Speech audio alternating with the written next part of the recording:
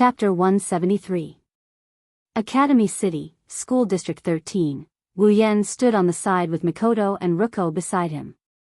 Ikaros and Estrella stood behind him. The three of them watched as Gakuo entered the transport vehicle. Kuriko and Ueharu were talking to some of the officers, and so was Hinajuku. However, compared to Kuriko's quiet conversation, Hinajuku's side seemed to be having a heated discussion. It was mainly because the officers seemed to have heard something from Hinajuku, and they were all very excited. Wu Yan looked at them and didn't say anything. He could guess the general situation, so he didn't need to pay attention to it. He didn't have the mood to do so anyway. His heart was filled with helplessness. He thought the control brain was the key to unsealing the mysterious crystal. But, just as he was about to figure out how to unseal the crystal, the system sent him another message. The control brain is only a part of unlocking the mysterious crystal. Happy for nothing. Truly happy for nothing. Wu Yan sighed helplessly and put this matter aside. No matter what, the most important thing right now is to save his sisters. He'll look into the mysterious crystal later. At this time, Kuriko and Ueharu came back. They were chatting with Mikoto, and Chuju seemed to have made up her mind. The police officers looked helpless. By the time Hinajuku returned, she had already taken off her equipment. Instead, she was wearing a yellow dress and a white jacket. Most of the guards had already left. "You're done." Looking at Hinajuku, who was walking back, Wu Yan said with a smile. At this point, they are the only ones left at the scene. Chuju nodded nonchalantly. She looked at Mikoto and Wu Yan. "What do we do next?" Wu Yan understood what Chuju meant. She wants to help Mikoto save her sisters. What does she have to do?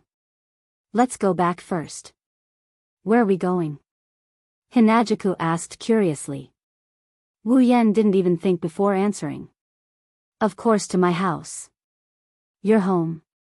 Hinajuku was stunned, and her face started to redden.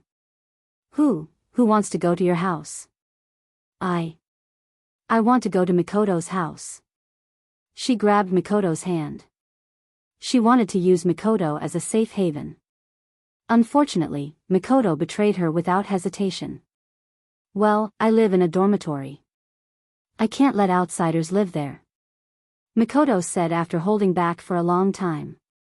This sentence stunned Chuju. "Okay, let's go home." Wu Yan grabbed Hinajuku's hand and led her outside. He can't help it, at this rate, even if Hinajuku doesn't end up at Mikoto's place, she will end up at Ueharu or Ruko's place. Wait. Chuju said in a panic. She knew what would happen if she moved into Wu Yan's house. But, she couldn't do anything about it. Ruko and Wiko stared blankly at Chuju being dragged away. Kuriko looked like she saw a new continent. She yelled at Mikoto. "Wani-sama. Look. That scum finally showed his true colors." Mikoto laughed dryly. What else can she say? She could only bury the slight envy in her heart. She shook her head and followed Kuriko and the others. Academy City, School District 7. At the same time, Wu Yan, Chuju, Ikaros, and Estrella were sitting in a circle. They were looking at a bottle in the middle of them with a serious expression. The bottle was filled with a golden liquid. Super Pow's group of 4 already went back to their dorms. After all, it's the end of school, so students are forbidden from going out. Wu Yan shook his head in frustration. He looked at Chuju, Ikaros, and Estrella and bitterly smiled. "Actually, I can do it alone." Hinajuku squinted her eyes at Wu Yan until he turned his head away in an unnatural manner before she snorted a couple of times. "Don't treat me like a kid," Wu Yan complained in his mind. "A 15-year-old like you is just a kid to a 20-year-old like me." While he's complaining about this, he seems to have forgotten that he's already pushed down this kid in front of him. No matter how much Wu Yan complained, Chuju didn't plan to leave Wu Yan alone. Ikaros and Estrella, well, from their expressions, Wu Yan knew they didn't plan to leave either. "I don't care anymore. Just don't regret it." Wu Yan lowered his head dejectedly. He ignored Chuju and Estrella's victorious expression and touched his space ring. Wu Yan took out some items from the SPCE ring. Hinajaku and Astria covered their mouths in disbelief. Damn it. This is unforgivable. Chuju gritted her teeth, her eyes were filled with anger. Ikaros and Astria stared at the thing on the floor in silence. Feet, hands, body, head, blood, blood, blood, that's the only way to describe what Wu Yan took out. Even though Wu Yan has seen it countless times, he couldn't bear to look at it anymore. Especially when he saw the face that looked exactly like Mikoto. Wu Yan's heart was filled with all kinds of complicated emotions. Even though he knew Accelerator would be cleared of his crimes, Wu Yan couldn't help but feel angry. If he could, Wu Yan really wanted to kill Accelerator. After taking a few deep breaths, Wu Yan neatly arranged his dead sister's body parts on the floor. Then, he picked up the genetic life serum and poured some on her body. The golden liquid seeped into his sister's body like water. Then, under the gaze of Wu Yan, Chuju, Ikaros, and Astria, it slowly melted into her body. When the last drop of liquid entered her body suddenly turned into a ball of light. The light on the ground constantly twisted, disintegrated, integrated, and finally molded. After a short while, a familiar figure was formed. When the light faded, a face and body identical to Mikoto's appeared in front of everyone's eyes. Wu Yan, Chuju, Astria, and even Ikaros's heart were in their throats. They looked at Misaka's sister's tightly shut eyes and waited for them to bloom again. Misaka's sister didn't disappoint. Her eyelids twitched a few times under everyone's expectant gaze. Then, under Wu Yan and the others' surprised gaze, she slowly opened her eyes. It worked. Astria cheered in joy. Wu Yan and Mikoto exchanged glances and smiled. At the same time, they also let out a sigh of relief. It worked, that's good. Misaka's sister looked around with the same eyes as Mikoto. However, there wasn't much vitality in her eyes, it was like a plate of stagnant water. Where is this? Didn't Misaka die already? Misaka looked around in confusion. At the same time, she was wondering if this place was heaven or hell. His face was expressionless, and his voice was as calm as an ancient well. He stated this sentence with an incomparably calm tone. Even Wu Yan felt a bit speechless. Hinajaku and Astria looked at each other before looking at their sister. They didn't know what to say. Misaka's sister sat up straight and looked at Wu Yan and the others. She tilted her head. Are you guys the ones who died with Misaka? Misaka's sister said in a relieved tone. At the same time, I'm happy that even if I die, I won't be lonely anymore. Wu Yan, Chuju, Astria, and Ikaros were speechless. After some explanation, Misaka's sister finally realized that she wasn't dead. She was saved by these people. Misaka's sister was silent for a moment before she spoke. Why did you save Misaka? Misaka's sister's body is borrowed, her heart is fake as well. Each one costs 180,000 yen and there are more than 10,000 of them in stock. You just have to press a button and you can make them. Wu Yan smiled when he heard that. He reached out and patted Misaka Mei's head. Misaka Mei didn't know what he was talking about. Just think of it as doing it for your Onie-sama. Chapter 174. No matter what, the effect of the genetic life replenishment serum is really good. Wu Yan's smile didn't fade the entire night as he watched his sisters being resurrected one by one. At this moment, Wu Yan felt that the 1 million item points was well spent. After resurrecting all the sisters, Wu Yan released the other sisters from the biocontainment device and used the genetic life replenishment serum to complete their bodies. More than 10,000 sisters were resurrected under the efforts of Wu Yan, Chuju, Ikaros, and Astria. Wu Yan felt a great sense of accomplishment when he completed the last sister's life cycle and placed her into the biocontainment device. How could Wu Yan not feel a sense of accomplishment after saving nearly half of his sisters? Wu Yan can't wait to save all the sisters that are still alive. However, this matter can't be rushed. If he acts too hastily, he might expose himself to Alistair. If Alistair only had strength, Wu Yan wouldn't hesitate to do so. However, Alistair's scariest part is his monstrous IQ. Who knows if he would be dragged into some scheme by Alistair if he was exposed. Like a seductress, he would be sold to the point that even his own mother wouldn't recognize him. Wu Yan felt like his brain is better than his seductress hands. However, compared to Alistair, he really can't compare. That's why it's still too early to relax. After all, there are still a lot of sisters that haven't been saved yet. Every day, more and more sisters are dying. Of course, Wu Yan was happy that he managed to resurrect all of his sisters. It's obvious from the good sleep he had that night. However, Wu Yan didn't feel that way when he woke up the next day. Good morning. Master. Ikaros. Why are you lying on top of me again? Wu Yan jumped up out of shock. However, he forgot that Ikaros was lying on top of him with her hands on both sides of his head. Wu Yan got up and buried himself in a huge pile of soft flesh. The soft touch on his face, the oddly fragrant aroma that wafted into his nose, and the suffocating sensation that could take his life, all of these are reminding him of the situation he's in right now. Wu Yan couldn't help but move his head and he burrowed deeper into the ground. Ma master. Ikaros stared blankly at Wu Yan. Suddenly, she turned around and left Wu Yan. When Ikaros left, Wu Yan, who put his weight on his head, tumbled and fell to the ground. The pain in his head woke Wu Yan up. Realizing what he did, Wu Yan raised his head and looked at Ikaros awkwardly. Wu Yan froze. The usually expressionless Ikaros's cheeks were slightly red, her eyes were shy, her hands were hugging her breasts, and she gave Wu Yan a look before lowering her head. I'm not dreaming, right? Wu Yan mumbled. Ikaros is actually shy about being taken advantage of, master. Seeing Wu Yan staring at her, Ikaros blushed again and lowered her head even more. Looking at the bashful Ikaros with her arms crossed in front of her chest, making her already extraordinary breasts look even bigger, Wu Yan couldn't help but gulp down a mouthful of saliva. Ikaros's morning grumpiness is like a match thrown into a gas tank, the fire in him is burning. Ikaros. Under Xiahua's control, Wu Yan finally raised his hand and reached towards Ikaros. It's impossible for Ikaros not to see Wu Yan's actions.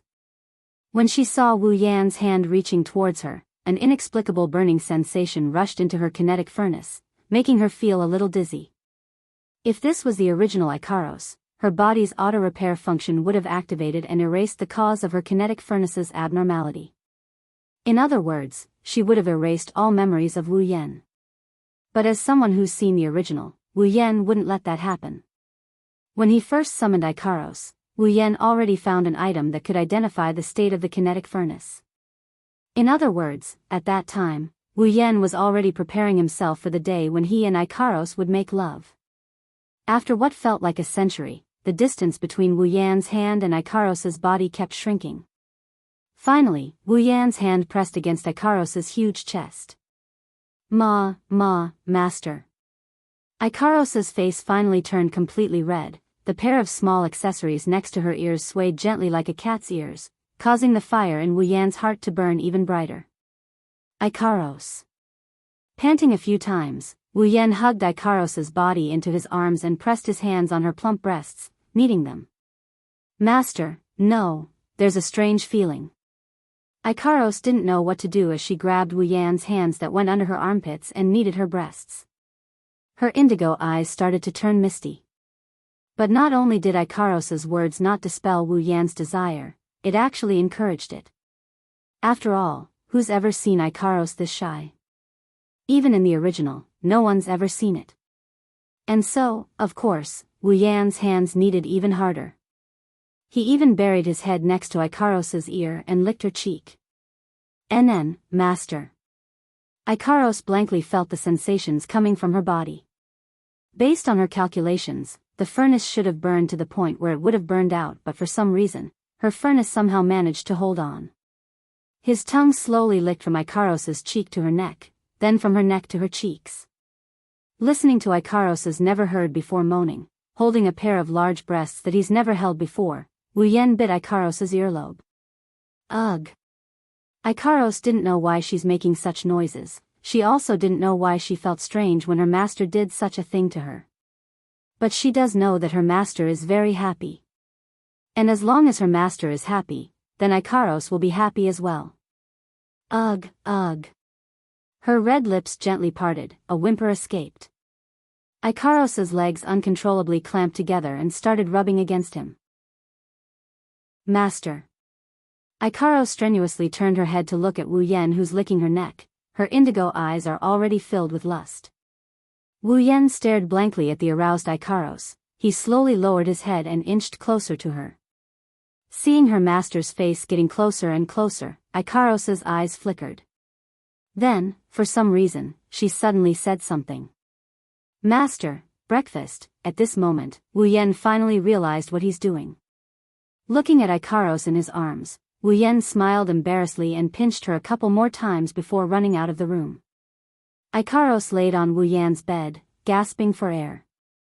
Wu Yan ran out of his room and with a leap, he flashed into Hinajiku's room. Looking at Hinajiku, who was stunned by his sudden intrusion, he hugged her and threw her onto the bed. You! Ugh! Before Chuju could finish, Wu Yan covered her mouth. This is Ikaros's first time, so it's not good to eat during the day. But not Chuju. Chapter 175. For the whole morning, Wu Yan stayed in Hinajiku's room. The sheets wrapped around both of them wriggled and Hinajiku's sweet moans came from inside. Even with the blankets separating them, Wu Yan could still hear Hinajiku's moans clearly. Ikaros and Astria also heard the sounds coming from inside the room. Astria buried her head in the middle of her food like a glutton. But if you look closely, you'll notice Astria's face is as red as a tomato. Astria wasn't an all-purpose angel like Ikaros, who excelled in combat and computing but had poor emotional skills. Compared to Ikaros, Astria didn't have any computing skills, but her emotional skills were outstanding. Ikaros might not know what Wu Yan and Chuju are doing, but Astria definitely knows. Of course, Ikaros didn't know about it. Astria looked at Ikaros in shock. Her mouth was wide open as if she saw a UFO. It was an exaggeration.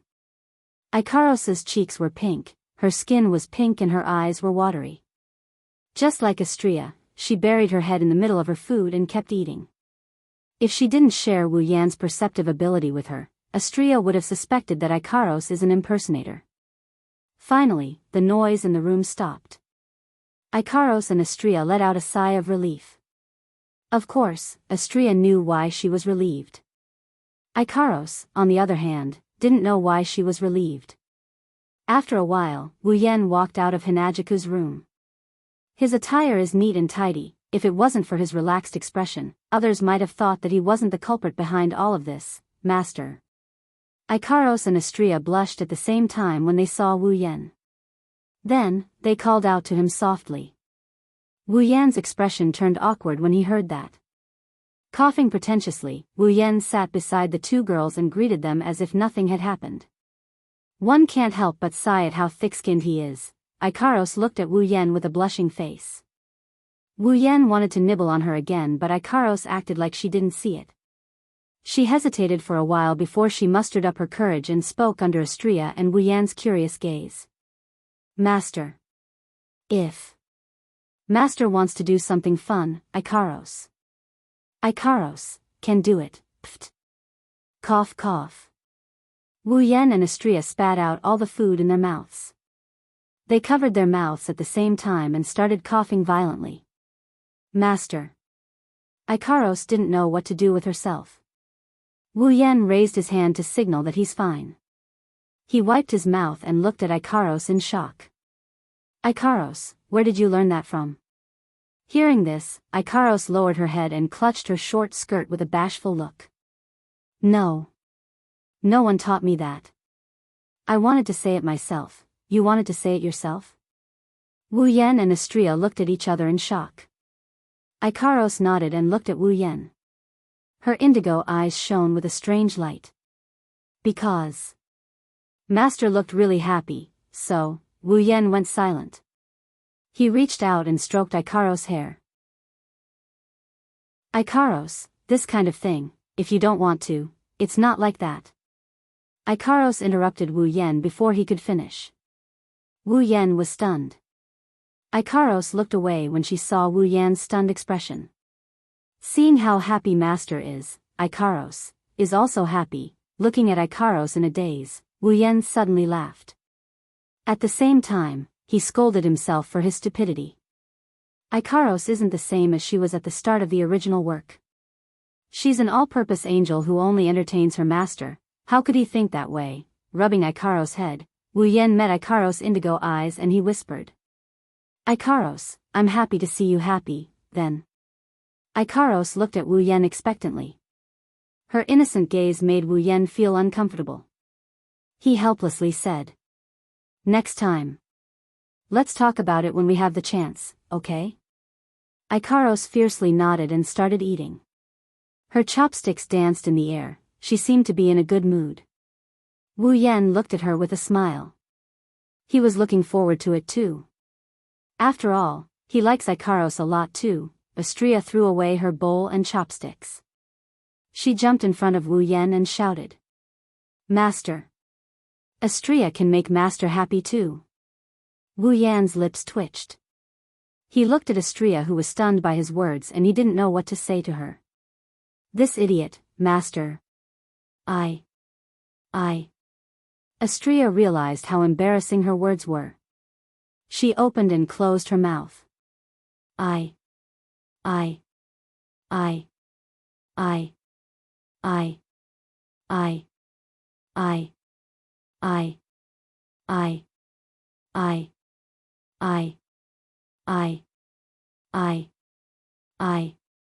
She realized she just said something embarrassing. Her eyes rolled up and smoke started coming out of her head. Speechless, Wu Yan looked at Astria who was shaking her head from side to side. He reached out his hand and rubbed Astria's head. Under her bashful gaze, he shook his head and laughed. Okay, I got it. When I need to be happy, I will look for you too, huh? Astria shrieked in shock. She jumped up and pointed at Wu Yan with a blushing face. Master, you idiot. Who wants to do something perverted with you? Astria, I'm not looking forward to it. Idiot. Wu Yan's expression kept changing until the word awkward hung on his face. Looking at Astria who kept calling him an idiot, he felt really sad for his balls. Before Wu Yan could recover from his grief, a delicate fist smashed into his head, sending him sprawling on the table. His chin hit the table hard and he howled in pain. Hinagiku's fists were tightly clenched. On her pretty face, a part of the redness still hadn't subsided. It made Hinagiku's somewhat immature face even more charming. Even the culprit behind all of this was a little stunned. You bastard, in the middle of the day, you. Hinagiku closed her eyes. She's so embarrassed that she wanted to die. She punched him again. This time, Wu Yan managed to catch it. Wu Yan smiled at Chuju awkwardly. He shook his head and sighed. Are you trying to kill your husband? Chuju glared at Wu Yan. It would be best if I could kill you. Scratching his head, Wu Yan helplessly mumbled. What can I do? I was seduced as well. Don't tell me you want me to make sure Ikaros can't get out of bed in broad daylight. What are you mumbling about over there? Hinagiku's dangerous gaze landed on his face. She clenched her fists so hard that they made cracking noises. Looks like she's still holding a grudge against him for forcing himself on her again, and nothing. Wu Yan laughed dryly and shook his head. Chuju glared at Wu Yan. She looked at Wu Yan's smiling face and blushed again. She turned around and saw Ikaros and Astria's blushing face. She felt even more embarrassed. It's fine, my voice wasn't loud, they couldn't have heard me. Yep, that's right. After comforting herself, Hinagiku sat down on the table. At the same time, Ikaros's eyes suddenly flashed with a data frame. Master. The enemy has appeared. Ikaros's expression returned to normal. She looked at Wu Yan and whispered. Wu Yan's expression froze and he sneered. Finally. Chapter 176. Academy City, School District 7, Wu Yan's house. No, to be precise, this is the house that the system gave to Wu Yan when he first arrived in Academy City. Even though Wu Yan doesn't have the currency of Academy City, Wu Yan has a lot of gold coins in the Spalier world. Even though most of them are in his gold card, the amount that Wu Yan has on him is more than enough to buy a house. On the second day of his arrival in Academy City, Wu Yan was already planning to buy another house. After all, this house isn't big, it can't fit 2 people, but Wu Yan has 4 people. Therefore, this house was abandoned by Wu Yan without hesitation. Of course, it wasn't completely useless, at least it helped Wu Yan attract a lot of unnecessary enemies. Hound Dog Unit.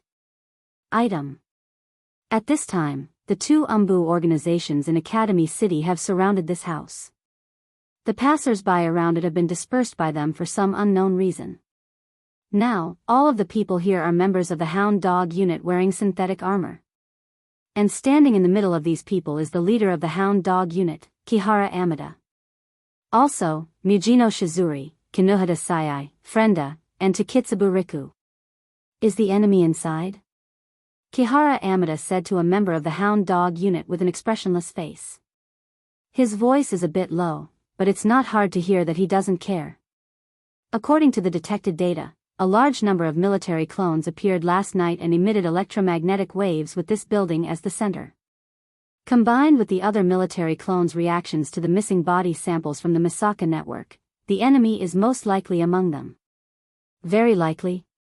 Kihara Amida suddenly smiled and looked at the reporting member. He grinned and said, "You mean to say that the enemy's whereabouts is only a possibility?" That member's back was soaked in sweat, but because he was wearing a thick armor, nothing could be seen. However, his trembling appearance could be clearly seen. Soon, with a gunshot, the member fell to the ground. The blood on his head flowed down his cheeks to the ground, evaporating the last bit of warmth. Kihara Amida did not even look at the corpse on the ground. He put away his gun, as if he had not killed a person, but a dog. Trash does not have the right to live in this world. This is one of the rules in Kihara Amida's heart. There is another rule, and that is, subordinates are nothing more than a group of scum that can be abandoned by their leader at any time after their value has been exhausted. The 4 members of Item frowned but quickly recovered. It seems like they also know about Kihara Amida's personality. It's just that they don't seem to like him, except for Mujino Shizuri. Kihara Amida looked at the other members and the mechanical dogs that were sniffing around on the ground. He asked, "What's the reaction of the smell detector?" "Yes. There is indeed a human aura inside." "That's enough." Kihara Amida clapped his hands.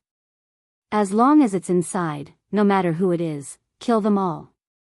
But, the orders from the higher-ups. Kihara Amida glanced at the member who spoke and that member stopped talking. Kihara Amida turned around and said, "The higher-ups only want the military clones. Why are they looking for them? They can just recreate them. As for whether the original source is willing to provide the DNA, that's not up to her." Wu Yan, who is hiding not too far away, heard Kihara Amida's words. His eyes flashed with a cold glint as he stared at Kihara Amida with a murderous intent. Ikaros and Astria sensed Wu Yan's murderous intent at the same time. Their faces turned cold as data flashed in their eyes. "Alright, let's stop here. If we go any further, we will be discovered by Takitsubu Riku." The girls stopped moving. Wu Yan nodded and looked at Ikaros and Astria. "Ikaros, Astria, try not to use your wings, got it?" Academy City is a scientific city, but Chairman Alistair isn't someone who believes in science. Before he founded Academy City, he was a magician. If Ikaros and Astria use their wings, they will be mistaken for angels. If Alistair finds out there are 2 angels in his territory, he will flip the entire Academy City upside down. That's why Wu Yan warned the girls. Of course, he meant, try your best. If the girls are in any danger, he doesn't care if Academy City is overturned or not. "Yes, Master." Wu Yan nodded and exchanged a look with Chuju. The 2 of them leaped away, leaving Ikaros and Astria behind. Sky Queen mode on. After Wu Yan and Chuju left, Ikaros's pupils turned crimson red. A halo appeared on her head and her hair swelled up. The wings of light that appeared with her in the past didn't appear this time. Ikaros hid them in her clothes. Compared to Ikaros, Astria didn't change at all. She took out a sword hilt with a blue gauntlet. Chrysor, super vibrating photon blade, a blue lightsaber came out of the sword hilt. The body of the sword vibrated slightly, and the air surrounding the body of the sword was instantly wiped clean, leaving not even a bit of it behind. After adjusting themselves to their best condition, the two women took out 2 more capsules and swallowed them at the same time. Then, a miraculous scene happened. Ikaros and Astria's bodies distorted. 2 completely unfamiliar faces appeared on their faces. Even their bodies were distorted. The 2 of them became shorter by a few centimeters. Even Wu Yan wouldn't be able to recognize them if he didn't know what was going on. At the same time, the hounds had begun to invade the room. As long as they saw anything suspicious, they would fire at it with their submachine guns. Kihara Amida, on the other hand, was leading the way. Together with the other 4 members of Item, they headed towards the direction of Takitsubu Riku and the robot dog. When they passed by a room, the robot dog stopped. Takitsubu Riku pointed at the door and said with a complicated expression, "The target has been discovered." Mujino Shizuri and Kihara Amida laughed at the same time.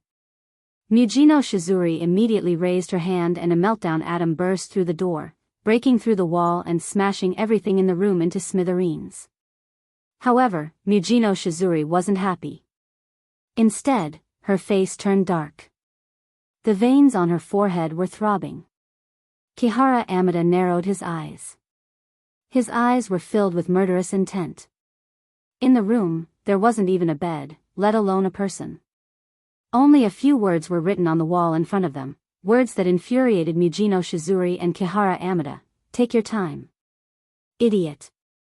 Meltdown atom was used. Mujino Shizuri turned her head to look at Takitsubu Riku after destroying the wall with the words, "Takitsubu. Didn't you say the target is here?"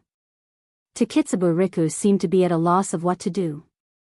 She closed her eyes and carefully sensed for a moment. Her head also began to turn. Then, she stopped at the floor of the room. Looking at the few chips that were thrown on the floor, she pointed at them in astonishment. The target's AIM came from these chips. "What did you say?" Kihara Amida laughed in disdain. "You're saying these chips can spread the AIM field?" "Ha! That's the funniest joke I've ever heard." Kinohata Sai, who was standing at the back, was even more disdainful. "Didn't your dog also discover the target's location?" Kihara Amida's face turned dark. He clenched his teeth and kicked the smell detector robot dog into pieces. Right at this moment, something unexpected happened.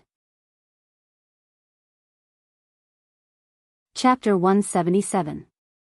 Screams of agony traveled into everyone's ears.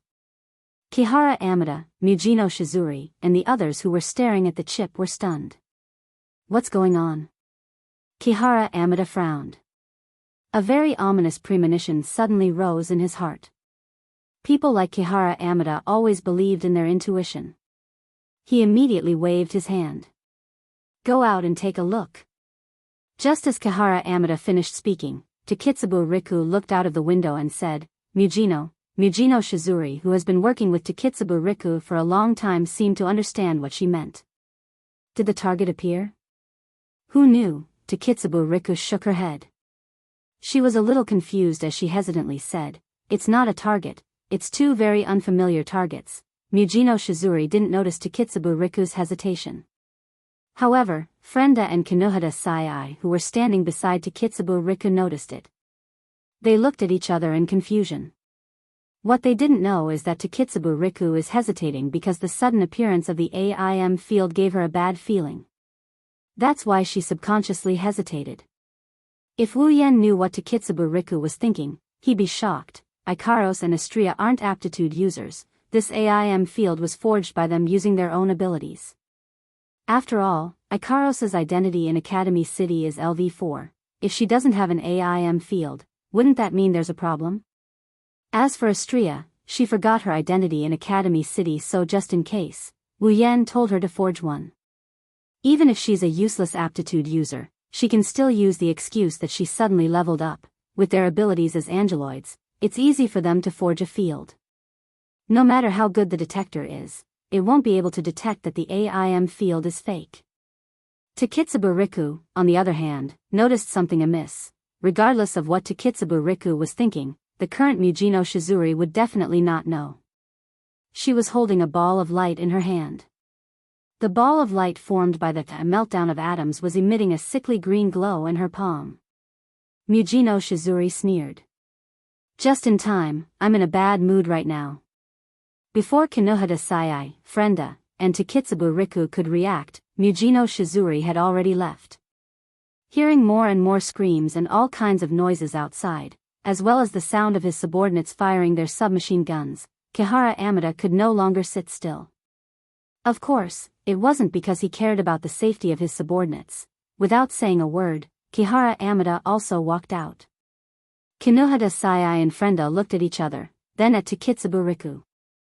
Hey, Takitsubo, that guy shouldn't have appeared, right? When she said this, Kinohada Sayai's tone was filled with anticipation. Frenda also looked at Takitsubo Riku with the same expression. No. Takitsubo Riku shook her head unnaturally. Kinohada Sayai and Frenda heaved a sigh of relief. That's great. I'll be able to unleash my full strength. When everyone walked out of the house, the scene that appeared in front of them caused them to be involuntarily startled. They were astonished. The members of the hounds raised the weapons in their hands and fired at the two unfamiliar women. One of them is standing far away, shooting out cherry-colored missiles from nowhere, causing the hound dog unit members to suffer heavy casualties. The other girl is holding a lightsaber, swinging it at the hound dog unit members who are close to her. Her smooth movements and exquisite taijutsu caused the hound dog unit members to either die or be heavily injured. In just a short moment, over 100 hound dog unit members are lying on the ground. Who are these two supergirls? Kinohada Sayai looked at the two girls in surprise. Whether it is the destructive power of the missile-shooting girl or the exquisite taijutsu of the sword-wielding girl, they both made her very surprised. Kihara Amada raised his hand and said coldly, I don't care who they are. Since they're here, let's kill them all. Hearing this, 3 of the 4 girls from item disdained his words. Kihara Amada, who was arrogant but had no ability, they looked down on him from the bottom of their hearts. They wouldn't listen to his words that were like an order. Even Mujino Shizuri, who was about to attack, put away her meltdowner and stood to the side, watching the hound dog unit members being hunted down. Seeing that, Kihara Amada's eyes flashed with killing intent and hatred. Mujino Shizuri and the others looked down on him. Why would he look up to Mujino Shizuri and the others? In his eyes, the so-called ability users were nothing more than little white mice. But now is not the time to start a conflict with Mujino Shizuri and the others. He can only swallow his anger. But his face is tense, looking at the struggling hound dog unit members on the ground, he cursed them a few times. What are you doing? Quickly surround them. Kihara Amada coldly shouted, and at the same time, gave the order. Team 1, Team 2, use your ranged weapons to shoot at the one with the sword. Team 3, Team 4, charge at the guy who fired the missile. Kihara Amada is indeed the leader of the hound dog unit. With just a few orders, the members who were panicking due to the heavy casualties started to attack in an orderly manner. Facing the sudden change in fighting style of the hound dog unit, Ikaros and Estrella felt a little uncomfortable. Seeing this, Kihara Amada shouted at the other members. Push that thing up. The 4 item members looked at Kihara Amada in confusion, as if they didn't know what that was. The item members, on the other hand, shouted, yes, and pushed a car up. As soon as it was pushed up, the side box of the car was opened. As the side box was opened, something that looked like a stereo appeared in front of everyone's eyes. Seeing this stereo, Ikaros and Estrella's expression turned serious. They looked at the stereo and data started to flow in their eyes. But soon, the data in their eyes stopped and they continued to attack the hound dog unit as if nothing happened. Under the puzzled gazes of the 4 item members, Kihara Amada smiled sinisterly. Capacity down device. Release it. Right after he said that, an ear-piercing sound was released from the stereo. Hearing this sound, Mujino Shizuri, Kinohata Sayai, Takitsubu Riku, and Frenda trembled. They covered their heads and squatted on the ground in pain. What the hell is going on? Kinohata Sayai screamed in pain, but Frenda and Takitsubu Riku were even worse than her. They couldn't speak at all. Kihara Amida didn't even frown when he saw Item's pained expression. Instead, he laughed and said, "I didn't think that Brat's invention would be so useful. You bastard." The moment Mujino Shizuri moved, she covered her head and knelt down again. She didn't even have the strength to glare at Kihara Amida. Kihara Amida smiled at them as if he wanted to take revenge. However, the screams that came again made his smile freeze on his face. In his mind, the two girls who couldn't move due to the capacity down device and were torn to shreds by his subordinates were still alive and kicking, harvesting the lives of his subordinates. Damn it. What capacity down device? It's really useless. Kihara Amida's face was ashen. He didn't have the time to think about why the capacity down device didn't work on the two women. Instead, he blamed everything on the capacity down device. How would he know? Ikaros and Astria don't have superpowers. How could they be affected by the device? The AIM that Takitsubu Riku detected was fake. Chapter 178. Artemis, Ikaros muttered under her breath. No one heard her, but it triggered a huge reaction. Countless cherry-colored lights shot out from her back and landed in the middle of the hound dog unit in a blink of an eye. The moment the missiles landed, the people in the center were blown away. They laid on the ground and couldn't get up anymore. Those who were closer to them were also caught in the blast. Screams of agony filled the air. Compared to Ikaros, Astria was much more straightforward. She waved her chrysor around like a tiger, slaughtering whoever came her way. She might be slower than Ikaros, but it was still clean. She paved a path for those who fell under her feet. The veins on Kihara Amida's forehead were bulging. Clearly, he was enraged to the extreme. However, his expression did not change. He glanced at Mujino Shizuri and the other three who were clutching their heads in pain and snorted coldly.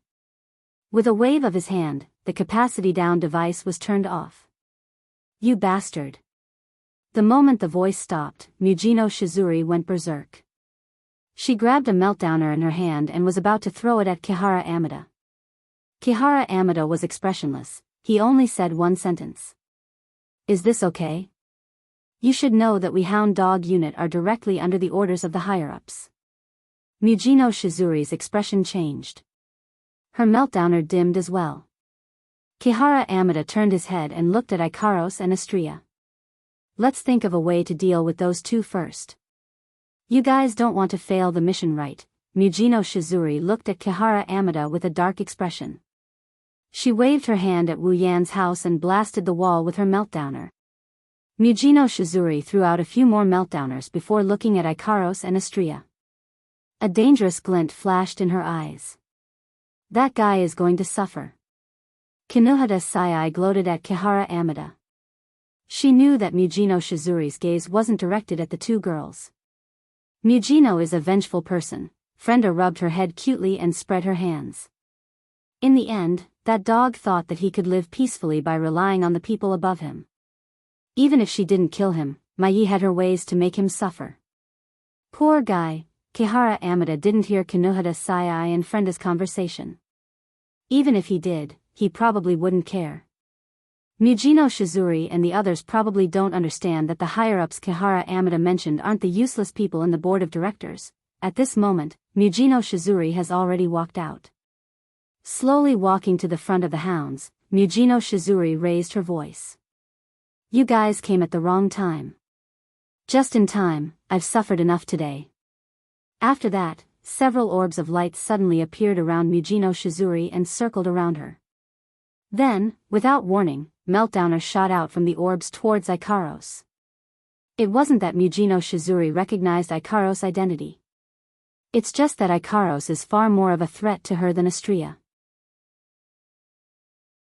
After all, Astria is a close-range fighter. Meltdowners are perfect against close-range opponents. Ikaros looked at the incoming Meltdowner atom. Her eyes flashed and the trajectory of the Meltdowner atom was calculated. She dodged the Meltdowner atom and looked at Mujino Shizuri with her crimson eyes. Even though she can't use absolute defense circle for the sake of her master, Wu Yan didn't say that she can't initiate an attack. Artemis, the cherry-colored missile with a cherry-colored glow streaked across the air. Under everyone's gaze, it came from Mujino Shizuri. Mujino Shizuri reached out her hand and drew a circle in front of her. Following her movement, the Meltdowners were pulled into a circular fan shape. The missiles were melted into powder the moment they came into contact with the fan shape.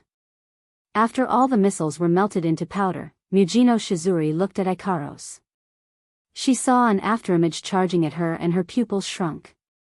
Ikaros raised a fist and under Mujino Shizuri's horrified expression, she punched her in the stomach. Ah! Mujino Shizuri reflexively covered her stomach and lowered her head, only to see a knee raised towards her face. Under everyone's stunned gaze, Ikaros' knee landed on Mujino Shizuri's face and sent her flying. She fell to the ground and fainted. That's super impossible. Kinuhata Sai couldn't believe it. Their captain was defeated by the opponent in a single exchange. Frenda and Takitsubu Riku were also stunned and couldn't recover from their shock. Kihara Amida clenched his fists when he saw Mujino Shizuri being defeated in an instant. The way he looked at Ikaros and Astria changed, at least he didn't look at them with the same disdain as before. Even a LV5 was defeated in a single exchange. How could Kihara Amida still look down on them? Actually, Mujino Shizuri's defeat was understandable. After all, she neglected Ikaros's close combat ability. Not just her, even Wu Yan forgot that Ikaros's close combat ability is also very strong. Even if it's not as good as Astria who specializes in close combat, it's not something any random person can match up to. At the very least, in this academy city, other than Wu Yan, Hinajuku, Astria, and Iwa.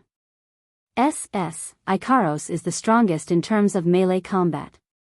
However, compared to her long-range attack, Ikaros's close combat ability is much weaker. That's why everyone neglected the fact that Ikaros can also fight in close combat. Mujino Shizuri's defeat can be attributed to her carelessness. She saw Ikaros didn't use close combat and thought she wouldn't be able to fight in close combat. Of course, if she fought Ikaros seriously, she would have lost without a doubt. Where the hell did these two strong women come from? Kihara Amida gritted his teeth. He's at his wit's end. 2/3 of his men are down and Item's women are probably unreliable. He can only rely on external forces. What else can he do? At this time, Kihara Amida's communicator suddenly rang. Kihara Amida was stunned. He picked it up and looked at it. His face was completely filled with anger. He slammed the communicator in his hand on the ground. Kihara Amida was breathing heavily. He even let out a few low growls. Damn it. I've been completely fooled. What's going on? Kinuhata Sai asked subconsciously. However, her eyes were still on Ikaros and Astria who weren't far away from her. Kihara Amida lowered his head and said in a low voice. The research facility was infiltrated again. Infiltrated? Frenda was shocked. You mean, these guys are in cahoots? They used a trick to lure us here, and the mastermind invaded the unguarded research facility. It seems that these two women are just bait. After that, he ignored the stunned Kinuhata Sai, Takitsubu Riku and Frenda and shouted at the Hound Dog Unit members. Everyone retreat. The Hound Dog Unit members stopped in their tracks and slowly retreated to the sides. Too bad they didn't ask for permission from their master. Artemis, following the loud boom, the sound of missiles bombarding the area was heard. What followed was the screams of the Hound Dog Unit members. They aren't going to keep them here, right? Frenda, Kinuhata Sai, and Takitsubu Riku who rescued Mujino Shizuri looked at each other and retreated. What does the Hound Dog Unit's survival have to do with them? Retreat. All of you retreat. Only the screams of the Hound Dog unit members and Kihara Amada's furious roar could be heard. Chapter 179. That day, the hounds were almost completely wiped out. Only a few of them managed to escape with Kihara Amada, who was hit by a stray bullet. The hounds are basically nothing now. Of course, when Kihara Amada recovers, he will definitely form the hounds again. However, by then, most of the Misaka sisters would have been rescued by Wu Yan. Item had 1 injured and 3 unharmed. Even though they didn't suffer a lot of casualties, they still managed to retreat in a sorry state. This time, the hounds and Item who came to stop the so-called intruders could only be declared as failures. Not only that, but the military clones that were originally gathered by the Research Institute for Protection were almost all stolen by the sudden intruders. Almost all of the Misaka sisters disappeared. Even the Misaka sisters who participated in the project and were killed by Accelerator were all stolen. In the end, only a few hundred of the Misaka sisters were rescued by the Research Institute during the chaos. The rest were all stolen. Almost everyone related to the Absolute Aptitude User Evolution project started smashing things in their homes. The main person in charge of the project, Amai Aao, fainted when he heard the news. With only a few hundred Misaka sisters left, the Absolute Aptitude User Evolution plan can no longer continue. It can only be frozen and hope that one day, the missing Misaka sisters can be found or the original DNA can be retrieved. Then, they can come back and take a look. As for the Absolute Aptitude User Evolution project's promoter, Amai Aao, he escaped with a huge amount of money on his back.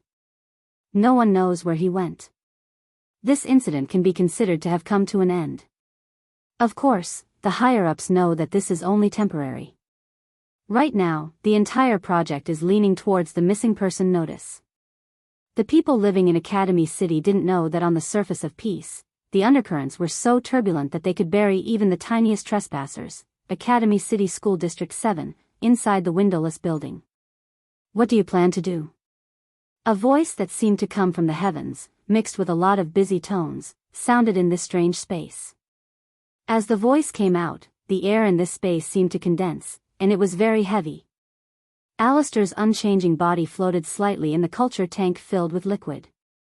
He wasn't surprised by the sudden voice but remained silent. After learning his lessons several times, Alistair was no longer doing useless things. He knew that his greatest intelligence-gathering ability, the hovering loop, was useless against the mastermind this time. Therefore, he didn't check the images of the scene. After listening to the report, he remained in this state. Are you planning to give up? Alistair finally reacted a little. To be more precise, he took some action. A projection screen appeared in front of him. Looking at the image on the screen, Alistair didn't say anything. He knew that the owner of the voice knew what he meant. And the image on the screen was Mikoto herself. It's not like you to take this step. His voice was still as calm as an ancient well. Although it was very strange, it was not difficult to hear the indifference in it. Of course, to him, her. To him, nothing really mattered. When Alistair heard this, he immediately turned off the projection screen and closed his eyes. After a long time, he finally said something. Stop, it's not like me at all. On the other side, in Wu Yan's house, of course, it wasn't the house that was smashed full of holes by Mujino Shizuri and Kihara Amada. It was Wu Yan's new house. Wu Yan was sitting on the ground with a small notebook in his hand. His hand didn't move but the contents on the screen kept changing. Only a small amount of electricity flowed from Wu Yan's hand into the small notebook. After completing the last step, Wu Yan stopped the electricity in his hand. Putting away the notebook, Wu Yan stretched lazily, feeling very satisfied. How could he not be satisfied? This time, not only did he make a fool out of those hateful hounds, causing them to suffer heavy casualties, he even almost managed to save his sisters.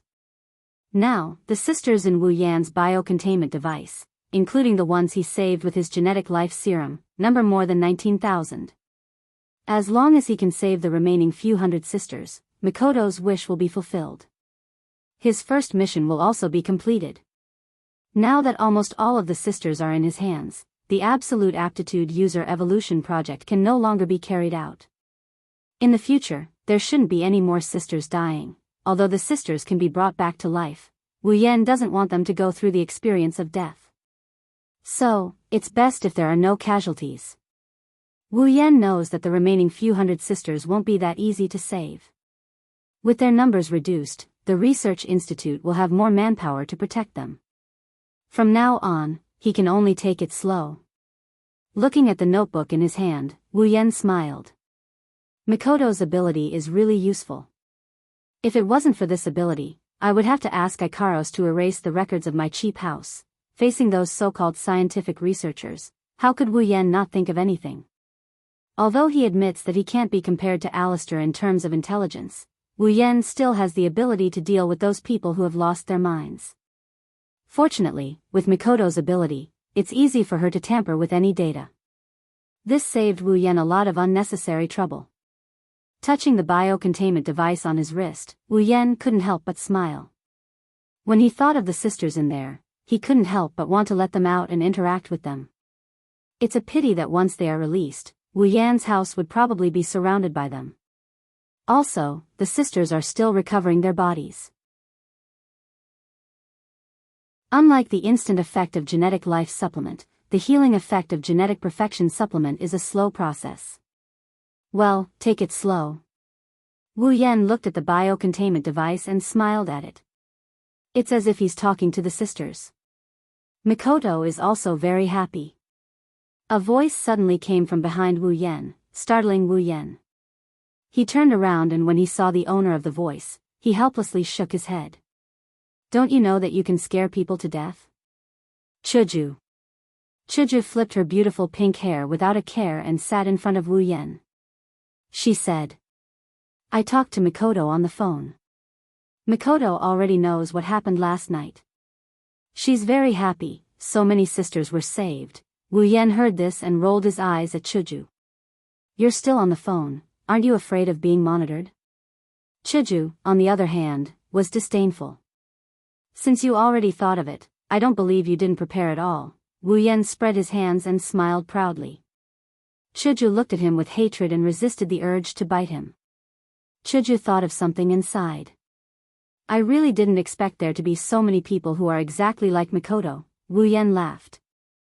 If the sisters know you call them people, they'll be very happy. Chuju also laughed.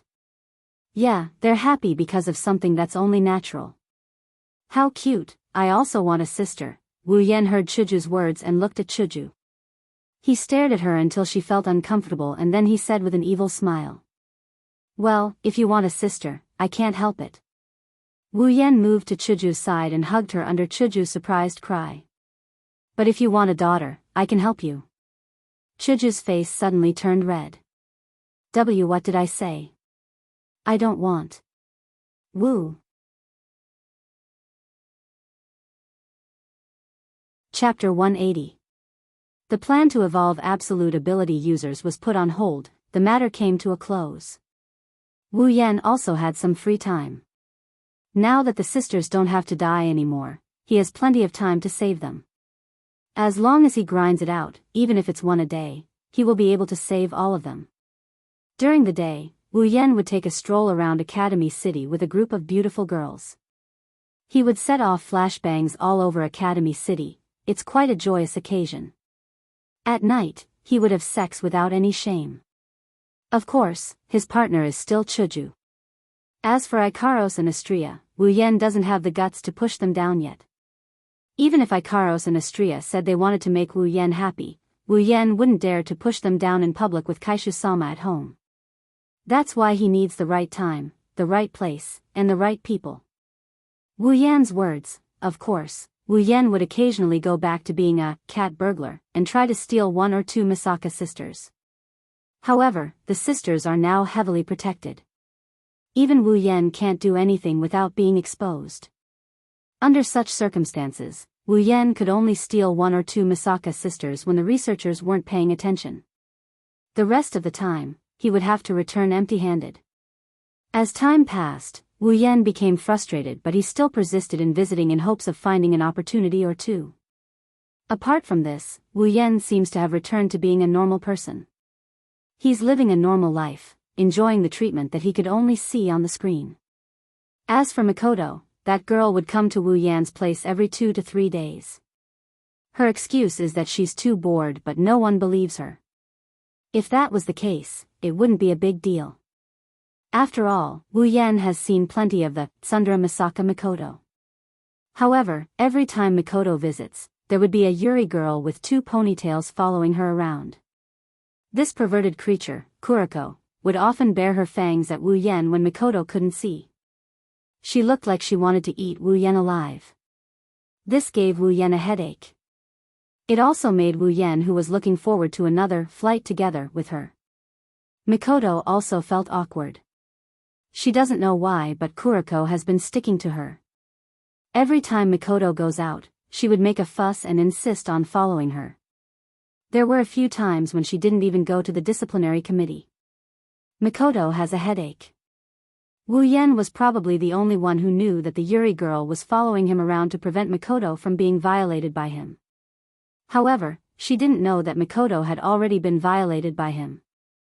If she knew, Wu Yan is sure that he would have a few more steel needles inserted into his body every day. Makoto and Kuriko's arrival caused the other 2 cute creatures of the Super Canon Quartet to come to Makoto's place frequently. They mingled with Ikaros, Astria, Chuju, and the others. They also left Wu Yan to the side, leaving Wu Yan to mourn in a corner. Hinajaku and the rest were very happy with the arrival of the Super Canon Quartet, because every time they came, they would bring with them 1 or 2 strange adventure stories. The Void Explosion Incident, Fantasy Mataru Incident, Fantasy Beast Incident, and Open Up Incident happened every few days. Astria's eyes lit up every time she saw the Super Gunner Quartet. She was looking forward to hearing new stories to listen to. Every time this happens, Wu Yan would sit alone in a corner and listen to the so-called adventure stories from Makoto and the others. His mouth would twitch and his lower body would ache. His entire body would feel like it was in pain. Can't you see the plot? I've seen it countless times on the screen. It had already been replayed dozens of times, hadn't it? I can't afford to be hurt. Can't you see? Can't you see?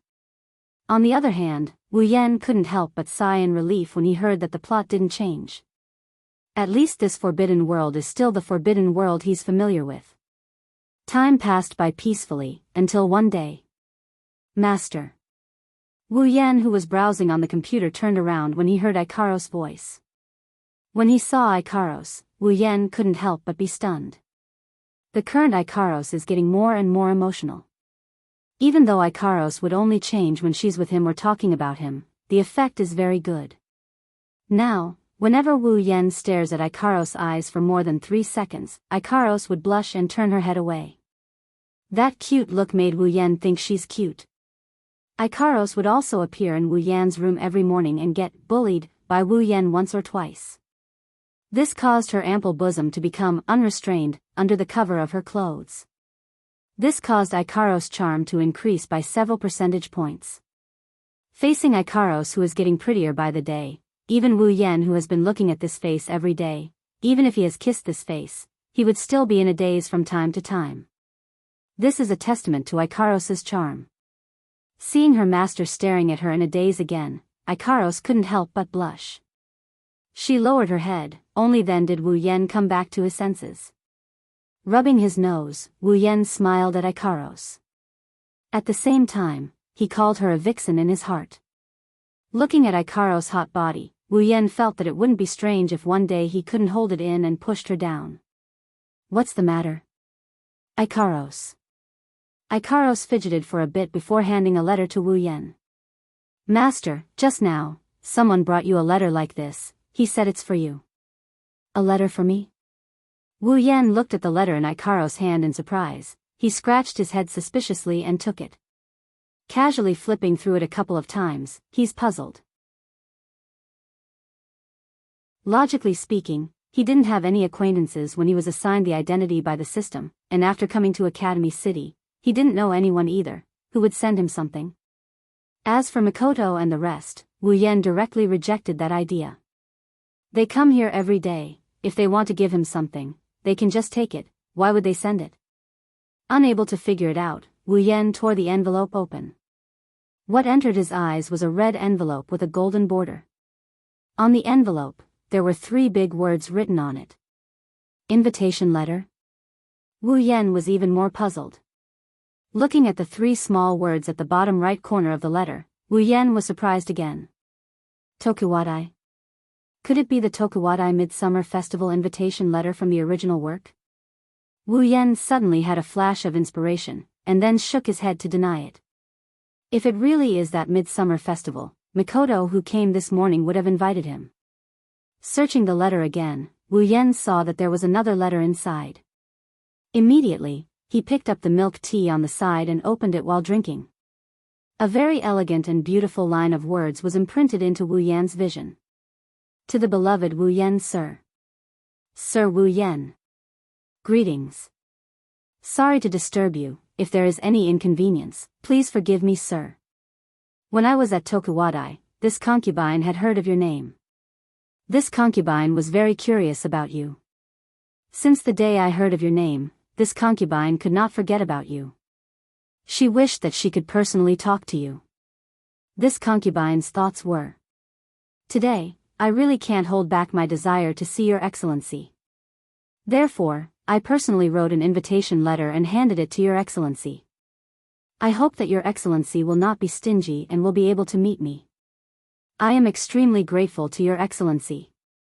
Looking at this genteel and ambiguous letter, more like a love letter than an invitation letter, Wu Yan helplessly shook his head. At the same time, he sighed in his heart.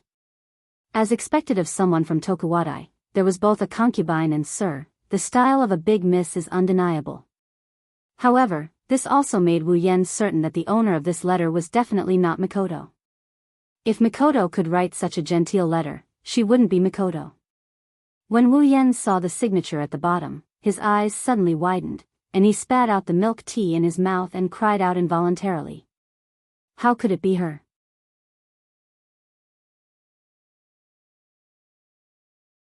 Chapter 181. Academy City School District 7, Tokuwadai.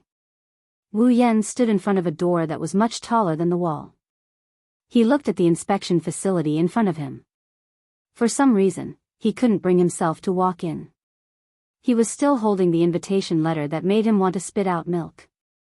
Wu Yan had mixed feelings. He didn't know what kind of expression he should use to face what's about to come. After all, why would they invite a person like him who has no accomplishments in Academy City and is even considered a delinquent in his personal records to come here? Being familiar with the original plot, even if his IQ is limitless, he would have more or less guessed the reason. It's probably because of Mikoto. Looking at the name on the invitation, Wu Yan's lips twitched, but he said with certainty. That's why Wu Yan didn't bring Ikaros and Astria with him. Who knew what that black-bellied guy was plotting again? If Mikoto finds out that I've come all the way here to look for someone as annoying as her, she'll definitely give me an electric shock without a second thought. That guy, don't tell me he's just trying to flirt with me and then inform Mikoto to catch me. This kind of plot from the 8:00 TV, Wu Yan made up a story with a fake smile. He sighed and walked towards the door. Screw it, if worse comes to worst, I'll just *CK her up. Walking on a small path, Wu Yan looked around and felt a bit puzzled. He thought that he would go through layers upon layers of checks before being released. After all, he's a guy who wouldn't be at ease if he came to a place where there are only girls. Who would have thought that after he showed the invitation in his hand, there would be no obstructions along the way? Of course, along the way, the girls would look at him as if he was a prehistoric beast or a beast. Wu Yan, Sama, this is the place. My mistress is waiting for you inside. After walking for some time, the girl who came out of nowhere to lead the way stopped in front of a building and said respectfully to Wu Yan. Of course, if you look closely, you'll notice that the girl kept looking at Wu Yan with suspicion. If you look closely, you'll notice she's the girl from Tokuwadai who saw Wu Yan and Mikoto going out on a date. Wu Yan stopped and looked at the building in front of him. With Wu Yan's eyesight, he saw a girl with long blonde hair sitting in front of a table on the balcony on the second floor of the building. When he saw this figure, Wu Yan thought to himself. Then, under the guidance of the Tokuwadai girl, he walked inside. She had long blonde hair and a voluptuous and perfect figure. She was wearing Tokuwadai's school uniform, but her hands and feet were covered in white long gloves and stockings with spider web patterns. She was a beautiful girl that people couldn't take their eyes off of at first glance. She closed her eyes and sat in front of a white round table. She held a cup of tea in her hand and placed it next to her seductive mouth. She was drinking it little by little. Her movements were very elegant. With one look, you can tell she's a typical rich young lady. Beautiful girl, red tea, balcony, blue sky, and white clouds. These four images formed a moving scene. Even Wu Yan, who knew the character of the girl in front of him, couldn't help but sigh at how beautiful this scene was. As for the Tokuwadai girl who led Wu Yan, she was already intoxicated by the scene. Her eyes were filled with deep infatuation. Looking at the beautiful blonde girl and then looking at the guide who was immersed in the other party's world, he felt helpless. The two of them aren't going to stay in this stalemate, are they? Wu Yan didn't have the patience to stand here and watch the beauty drink tea. Although looking at beauties was a good pastime, it was only to the extent of passing the time. In his home, there were many beautiful girls who weren't inferior to the former. Wu Yan might have cultivated a lot of immunity during this period of time. Therefore, Wu Yan didn't hesitate to break the scene and walked over. His action not only woke up the Tokuwadai girl who led the way, it also shocked her. She, a woman, had already lost herself in the other party's world. How could this seemingly ordinary? How could a man like that remain unmoved? Is he not a man? If Wu Yan knew what the Tokuwadai girl was thinking, he might want to take off his pants. Perhaps hearing Wu Yan's footsteps, the blonde girl paused and slowly put down the cup in her hand. She looked in Wu Yan's direction and opened her eyes. In an instant, heaven and earth seemed to be overshadowed. The skies seemed to have lost all color. Nothing was left except for the pair of golden eyes that were like stars falling from the night sky. They were shining faintly.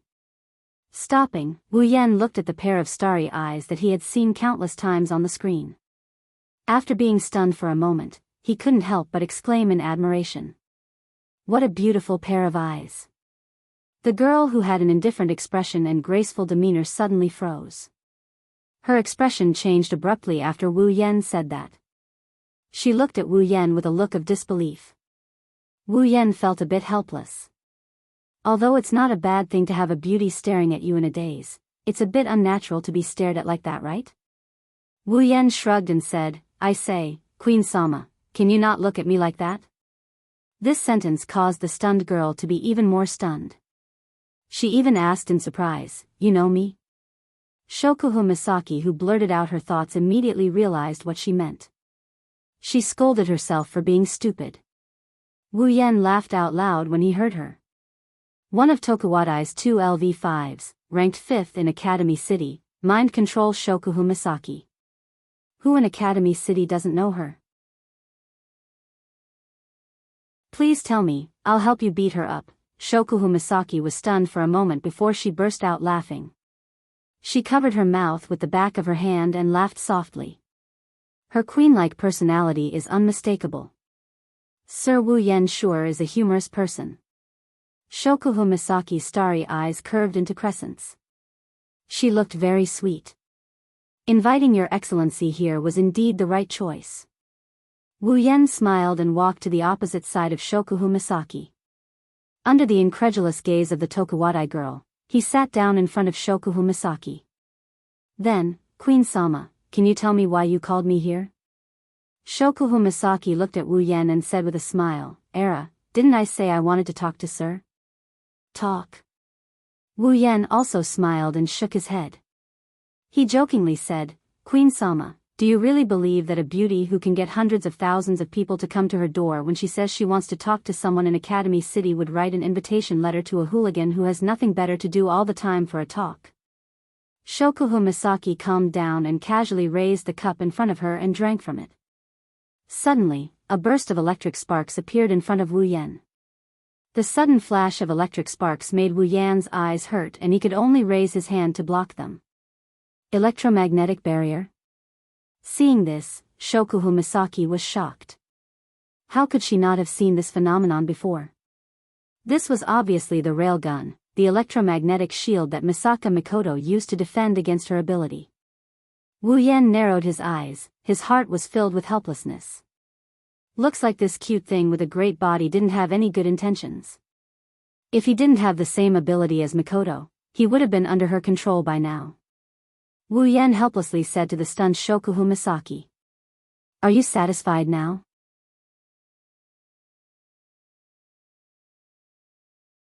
Chapter 182. You. Why do you have the same ability as Misaka Mikoto? Shokuhu Misaki held the remote in her hand, her face was full of disbelief. Not only because Wu Yan could resist her ability, but also because this familiar scene surprised her. Others might think that Wu Yan's ability is the same as the third person's ability. After all, in Academy City, there are a lot of people who can use electricity.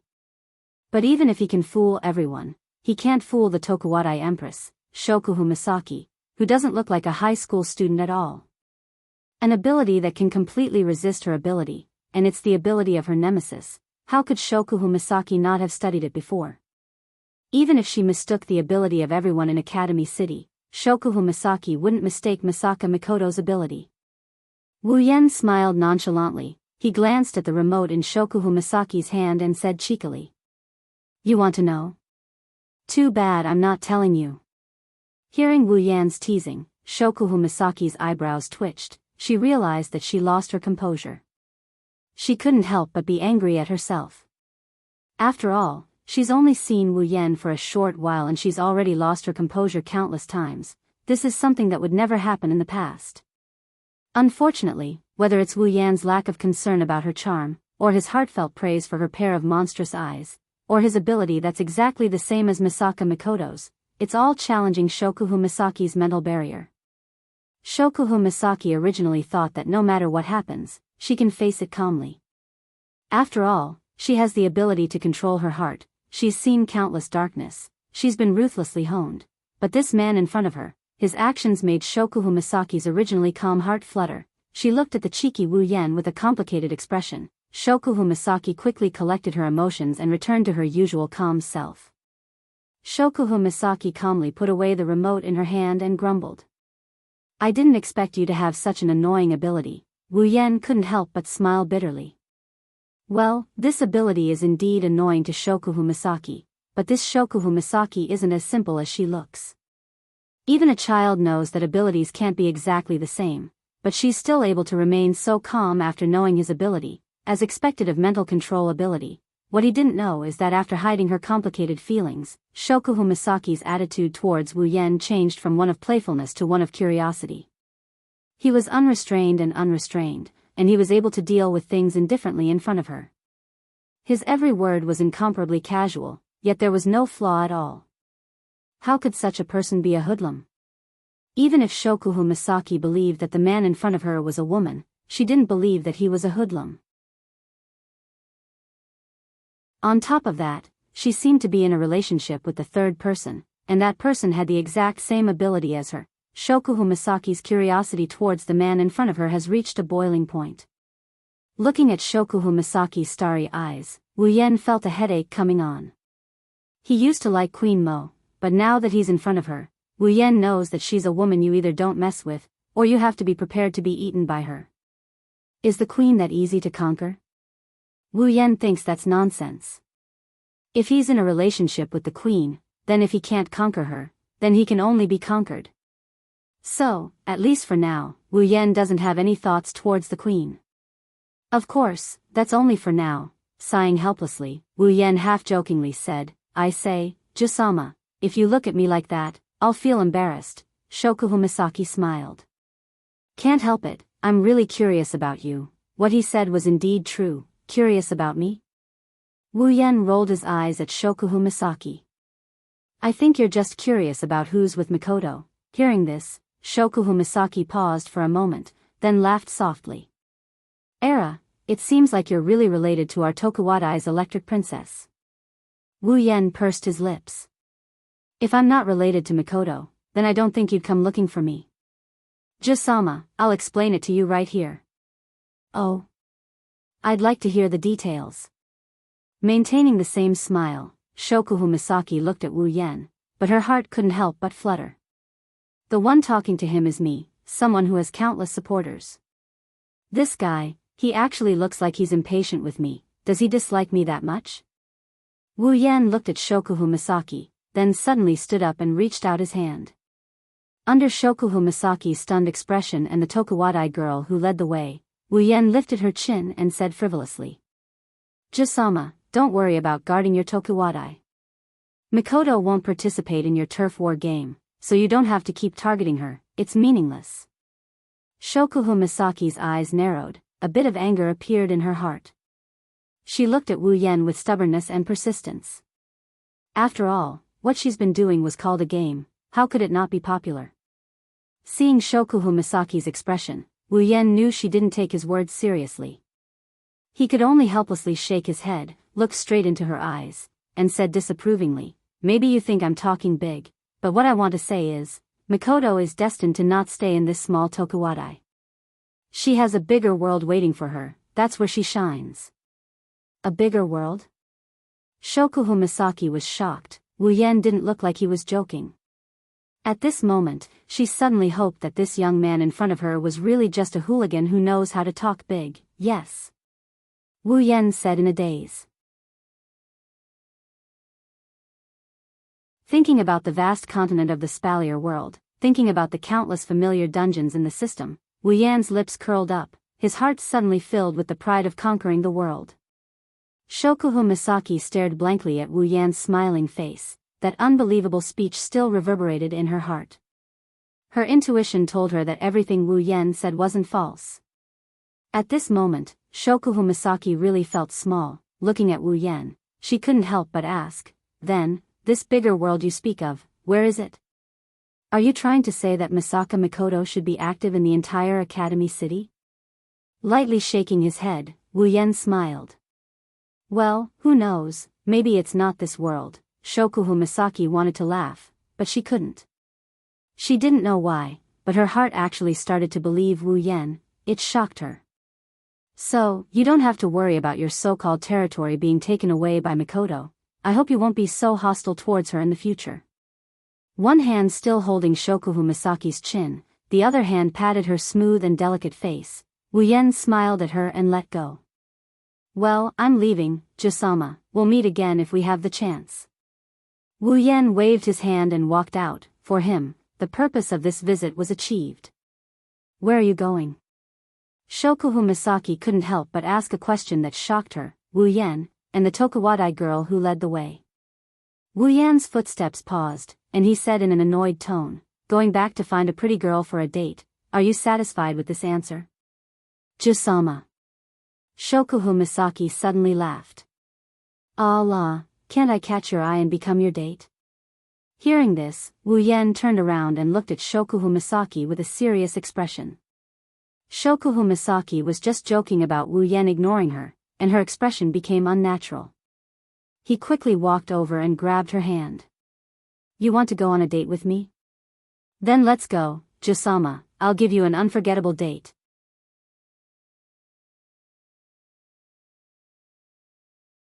Chapter 183.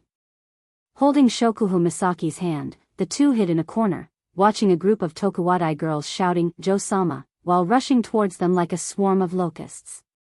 Only then did Wu Yan bring Shokuhu Misaki out. Speechless, Wu Yan looked at the giggling Shokuhu Misaki, speechless. You sure have a lot of fans. Shokuhu Misaki stroked her hair and smiled faintly. That's why. It's better if you don't kidnap people by force in the future. Wu Yan pursed his lips. He knows that Shokuhu Misaki is unhappy with him for dragging her out. Actually, he didn't know why, but he just ran away with Shokuhu Misaki on a whim. If it's a date, he was just joking, but since he brought her out, he might as well go on a date. After all, he's the one taking advantage of her.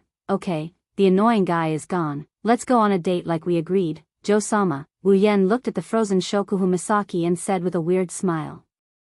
Hearing Wu Yan's weird tone, Shokuhu Misaki was a bit confused.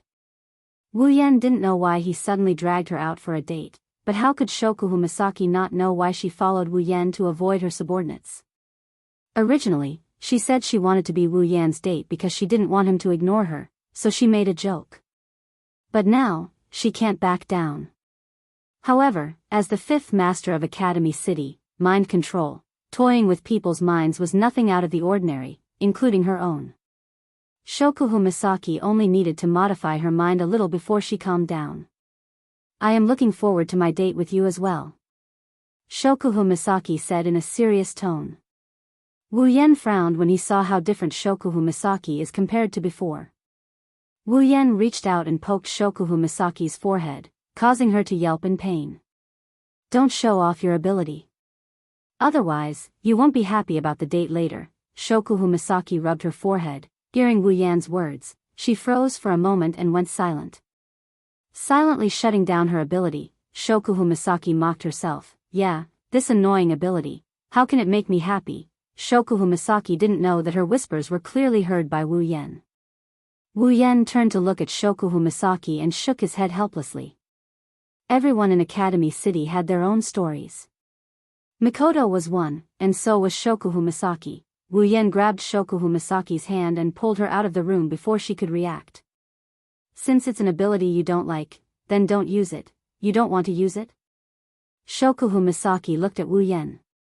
Of course, being held back, she could only see Wu Yan's back. That's easy for you to say. You don't understand anything at all. No. I understand. Wu Yan didn't even turn his head as he replied, shocking Shokuhu Misaki. That's because I understand. Hearing Wu Yan's words, Shokuhu Misaki lowered her head and looked at her hand in silence. No boy has ever held her hand before. This reckless guy, I really want to break free from him. That's what she thought, but she didn't do it. Even she herself found it hard to believe. Not knowing what's going on, she just let Wu Yan pull her hand and walked away. Walking on the streets of Academy City, Shokuhu Misaki looked at the people around her, exclaiming and pointing at her from time to time. She could faintly hear words like pretty, beautiful, but most of them were eyes, stars, so strange, and so on. Shokuhu Misaki gritted her teeth and lowered her head. She even closed her eyes, but doing so only made the whispers of the people around her clearer. Shokuhu Misaki opened her eyes in anger. Her computing power started to go crazy. She couldn't stand the people pointing at her. She decided to brainwash them. But before she could use her ability, she felt a sharp pain in her hand that was being held by Wu Yan. The calculations in her mind were replaced by pain and she stopped. You. Shokuhu Misaki, who wanted to scold Wu Yan, glared at Wu Yan. But when she saw the helpless smile on Wu Yan's face, she couldn't bring herself to scold him. Wu Yan didn't know whether to laugh or cry. He looked at Shokuhu Misaki and said angrily. I say, did you make a mistake somewhere? What do you mean? Shokuhu Misaki frowned. She didn't seem to understand what Wu Yan meant. Wu Yan shook his head and said to her. Did you see those gazes on you? Shokuhu Misaki turned silent. Wu Yan helplessly poked her forehead with his finger, causing her to yelp in pain. He continued. You saw the gazes on you and the words they used to talk about you. Why didn't you notice the gazes on me and the words they used to talk about me? Shokuhu Misaki, who was still holding her forehead, was startled. She looked around suspiciously at the gazes on Wu Yan. Then she froze. She saw that the gazes on Wu Yan were filled with envy, jealousy, and hatred. They wanted to kill Wu Yan with their gazes. Compared to the words they said about her, it was obviously much more dangerous. Burn you to death, winner in life, curse you, and so on. Shokuhu Misaki slowly turned her head and looked at Wu Yan's helpless and speechless face. She couldn't help but smile. Seeing Shokuhu Misaki's smile, the passers-by were also stunned. They couldn't move their eyes away from Shokuhu Misaki.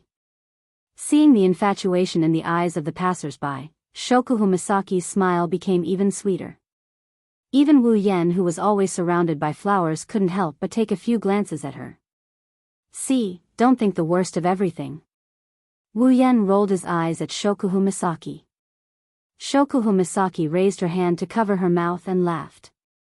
Can I understand that you're comforting me? Her tone was very flirtatious, her eyes were very flirtatious, and her actions were very flirtatious.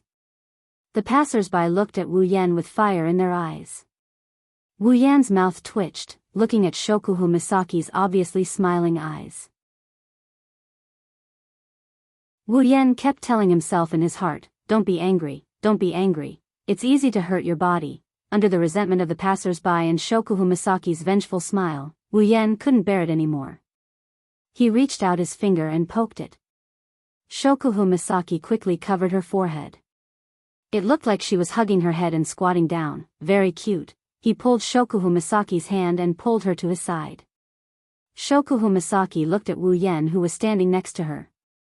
Even she didn't notice that the corner of her mouth had involuntarily pulled up into a smile. The two walked side by side, hand in hand. At this moment, it looked like they were on a date. If the date with Mikoto was filled with love and ripples, then the date with Shokuhu Misaki was filled with sweetness and warmth. At this moment, the two of them were just like a normal couple, going shopping together, eating snacks together, and playing games together. Even Shokuhu Misaki had forgotten that she was dragged here because she couldn't back down. She was completely immersed in this experience that she had never experienced before. Towards the end, the smile on Shokuhu Misaki's face never stopped. Her bell-like laughter kept ringing, attracting the attention of the passers-by. And it seems like a lot of people have noticed Shokuhu Misaki's identity. They looked like they've seen a ghost. In less than an hour, the news of Tokuwadai's queen, LV5's 5th place, Shokuhu Misaki's date with a strange man, was posted on the internet. Other places don't know, but one thing is for sure, Tokuwadai is known by everyone. Including a certain Babibalai, Kuriko, and a perverted girl, holding the phone, looking at the picture of Wu Yan and Shokuhu Misaki holding hands and eating the same ice cream. A current flowed into the phone, causing it to smoke. The owner of the phone lowered her head with a gloomy expression. Wanisama. Kuriko's face stiffened. Looking at the volcano in front of her, she couldn't find the words to add insult to injury.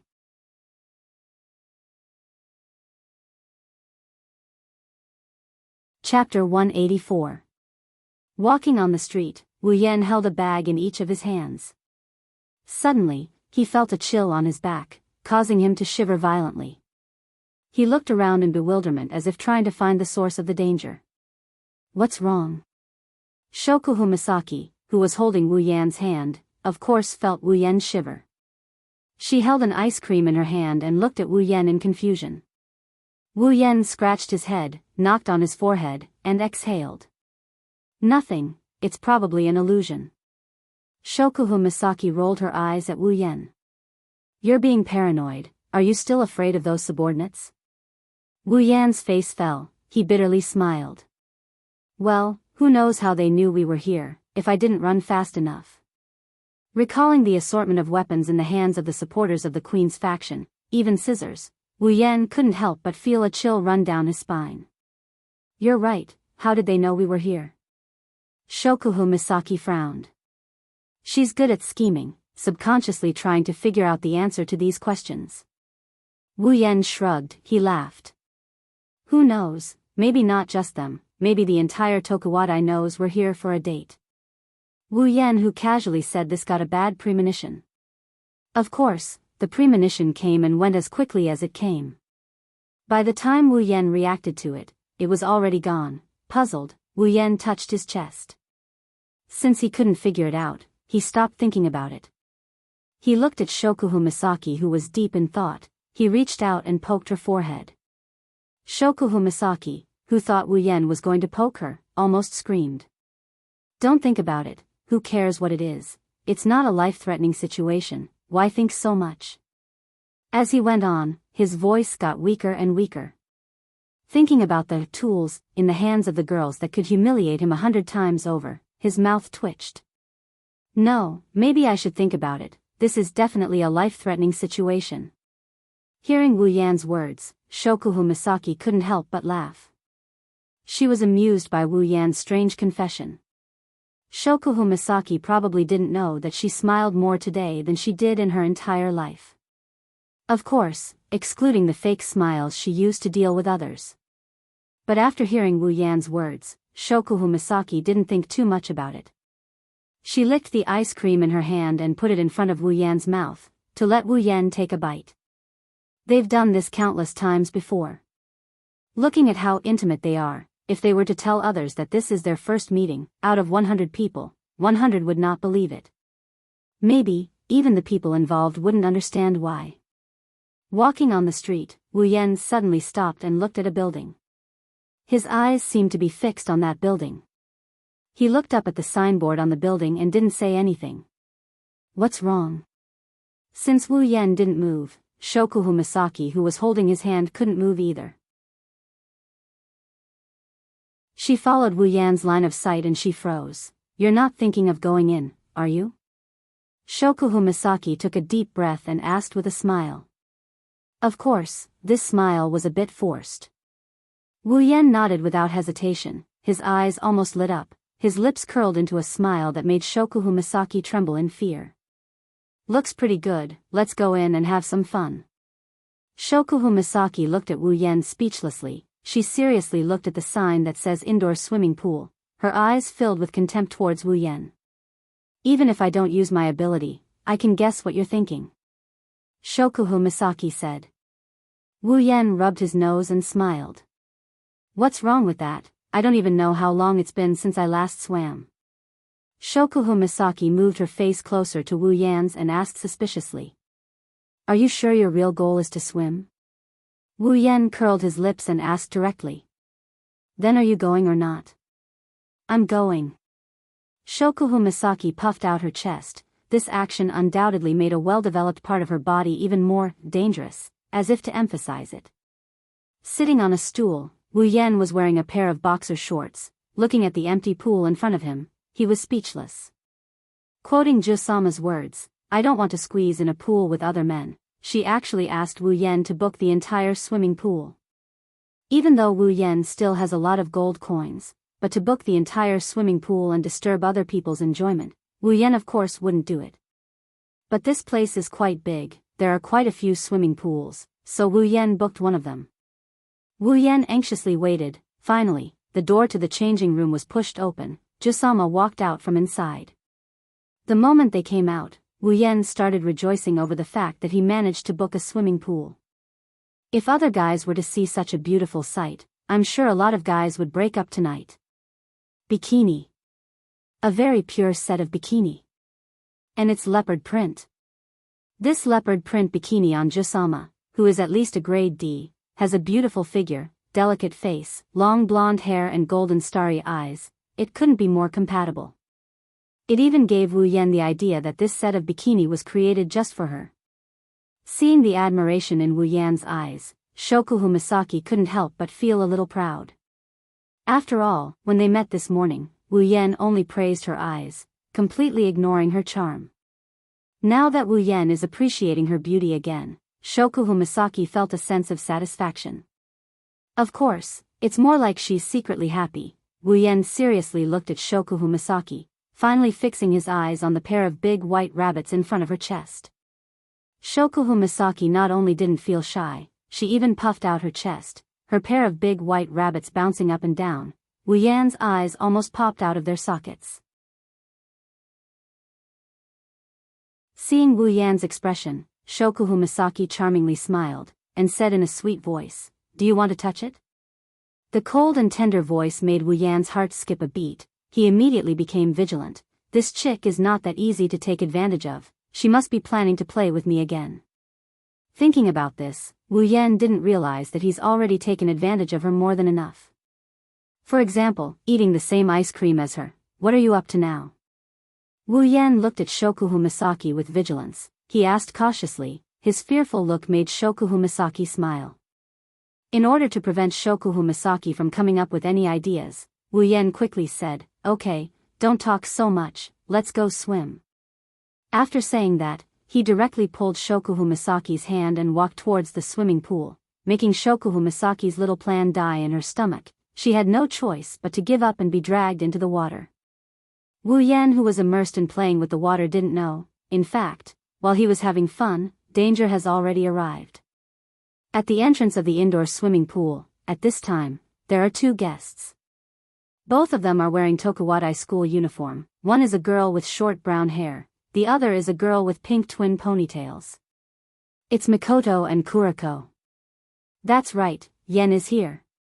After closing her eyes and sensing something, Mikoto said with certainty. Her eyes flashed dangerously. Her forehead emitted a few sparks of electricity. All these signs are proof that Mikoto's heart is not calm right now.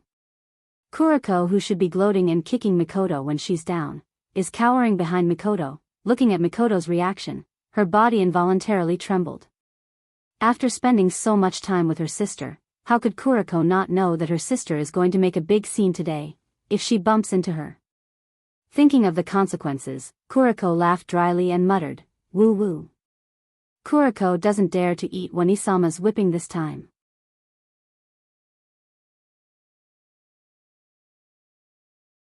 Chapter 185. When Mikoto strode into the indoor swimming pool, Wu Yan, who was happily swimming in the pool, suddenly froze and stood up from the pool. Why is she here? Wu Yan was stunned.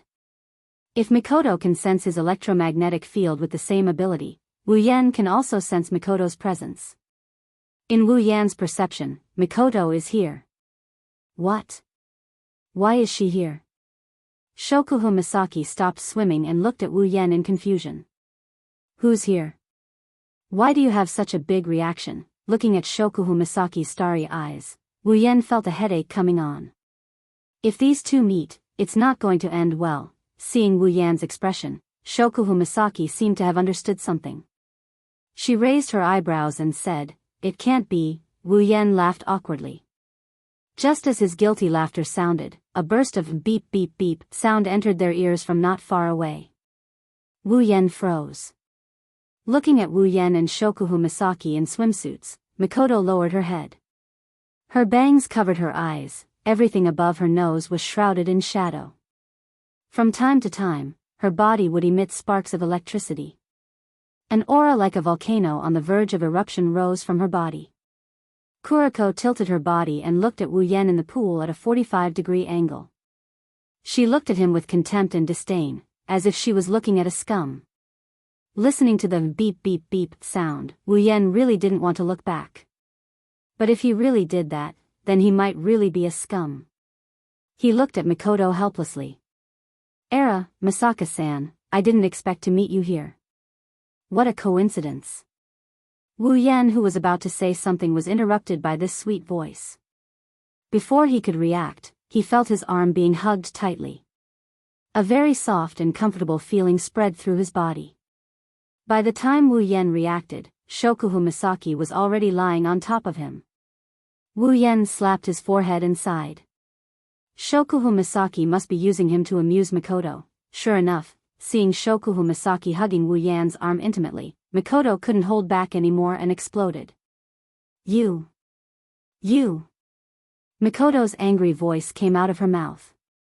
Following that, a bluish-white electric current shot towards the two in the pool in a blink of an eye. Shokuhu Misaki didn't seem to be afraid of Mikoto's attack. She seemed to have expected it. She buried her head tightly in Wu Yan's arm, planning to use him as a human shield. Wu Yan jumped in fright. This cis cannon really can generate electricity just like that. There was no warning at all, but Wu Yan could still see that Mikoto's electric current wasn't even half of her full power. But Mikoto seemed to have forgotten that Wu Yan and Shokuhu Misaki were in the pool. Wu Yan raised his hand and waved at the electric current that Mikoto shot at him.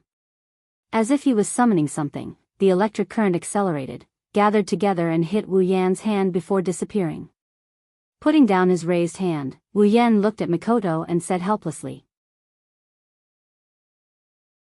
I say, Mikoto, I know you're very angry right now, but you need to look at the situation before you lose your temper. Generate electricity, we're in the pool. Mikoto was stunned for a moment before realizing that they were in the pool. She quickly waved her hand. So sorry. After apologizing, Mikoto was stunned again. That's not right, she's here to criticize. Why did she have to apologize to the culprit? Still doing things your own way, Misaka-san. Shokuhu Misaki raised her head and used a familiar tone to greet Mikoto. But it wasn't hard to hear the provocation in her voice. Mikoto glared at Shokuhu Misaki. She knew that if she were to fight with Shokuhu Misaki, she wouldn't be able to win even if there were 100 of her. So she ignored Shokuhu Misaki and glared at Wu Yen.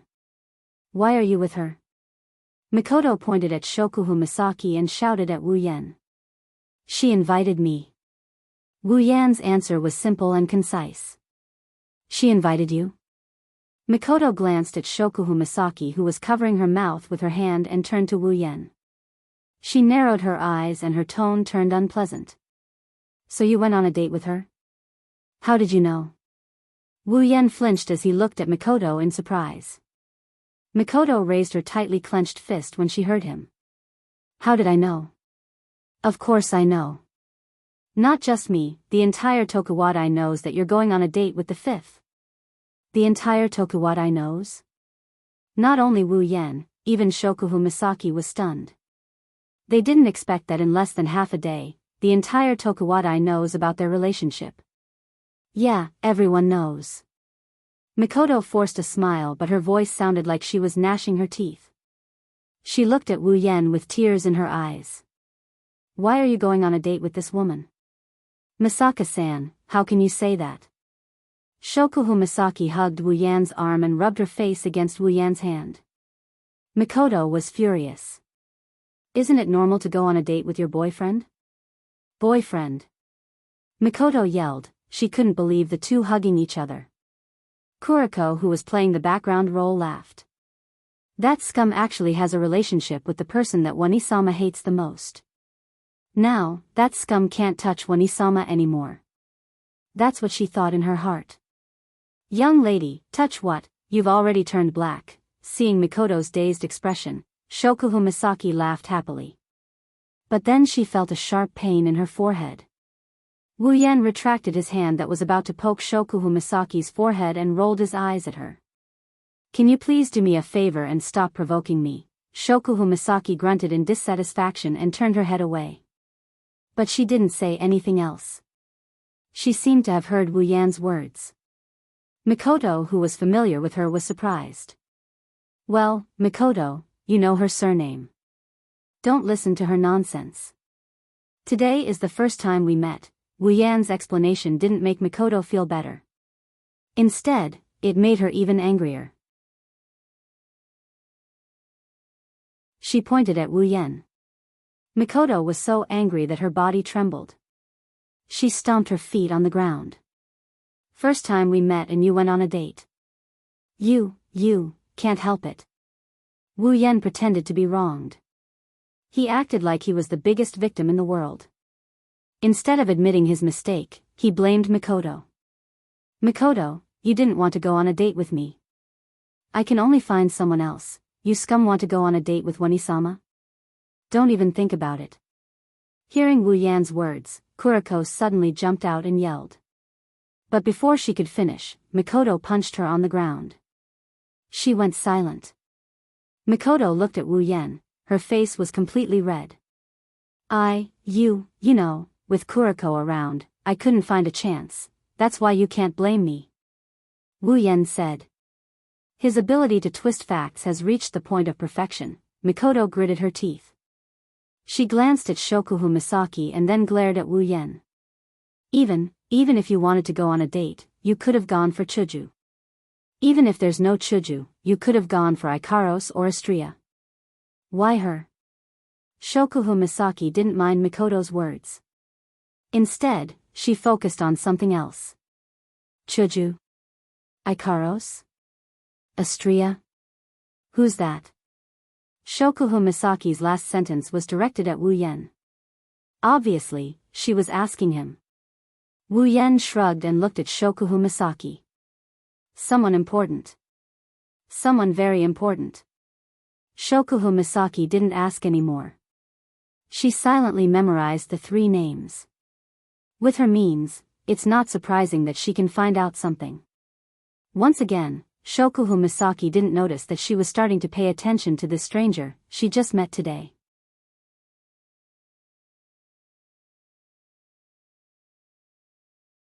Chapter 186. Perhaps it's because Wu Yan admitted to Shokuhu Misaki that he has a very important person in front of her. Mikoto's angry face calmed down a little.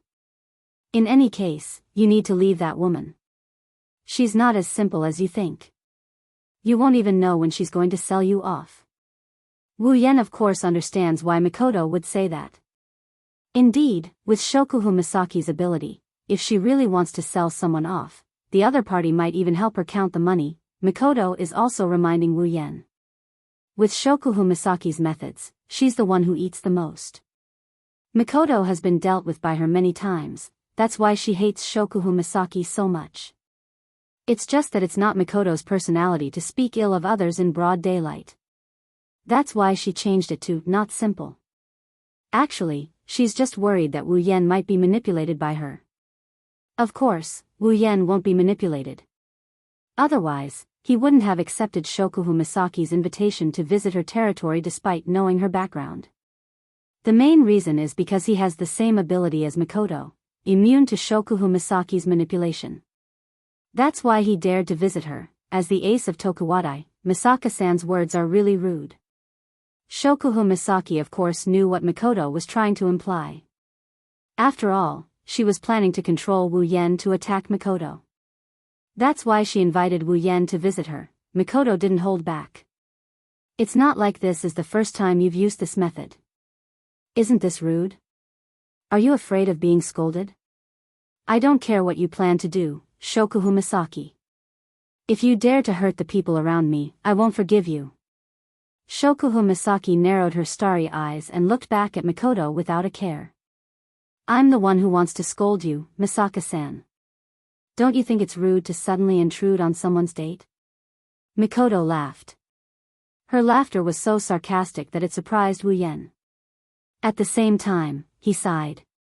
Mikoto would never act like this in front of a person. One could imagine how much Mikoto hated Shokuhu Misaki.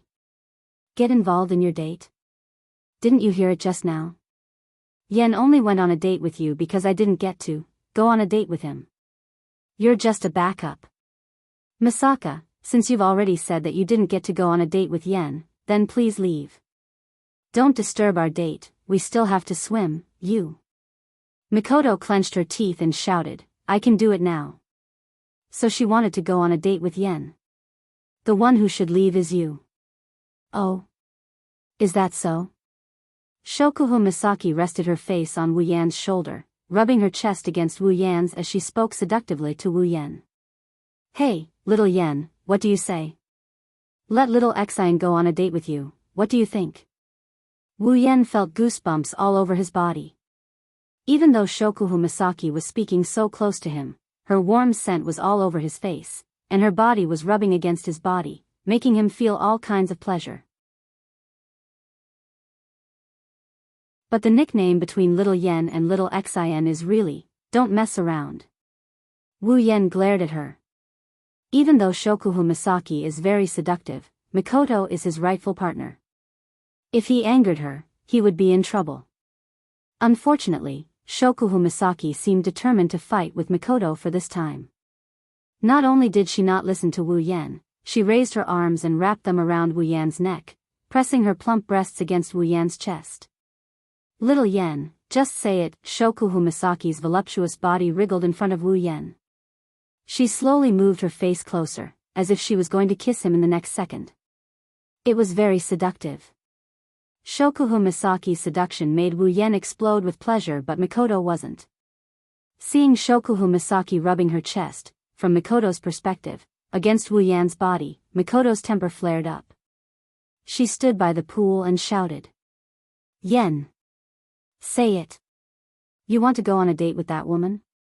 Or do you want to go on a date with me? No. Wani-sama, dating. Kuriko, the lump on the ground seemed to be provoked by Mikoto's words. It raised its trembling hand, intending to protest, but all it got was a casual kick from Mikoto. It went silent again. Ha! Who do you want to go on a date with? Hurry up and choose. Yen, little Yen, X2 looking at the two girls staring at him, Wu Yan's mouth twitched, he couldn't stay calm anymore. With tears streaming down his face, Wu Yan screamed in his heart. What the hell is this? How is this possible? Under the urging of the two girls' demon eyes of death perception, Wu Yan's scalp went numb. He had no choice but to make a choice. If I really want to go on a date, of course I want to go with Mikoto. The two girls reacted differently. Shokuhu Misaki gnashed her teeth as if she wasn't willing to give up. As for disappointment, well, I guess she's a bit disappointed. After all, Wu Yan left a mark in her heart. Mikoto, on the other hand, smiled happily, not only because she won against Shokuhu Misaki, but also because she didn't misjudge him.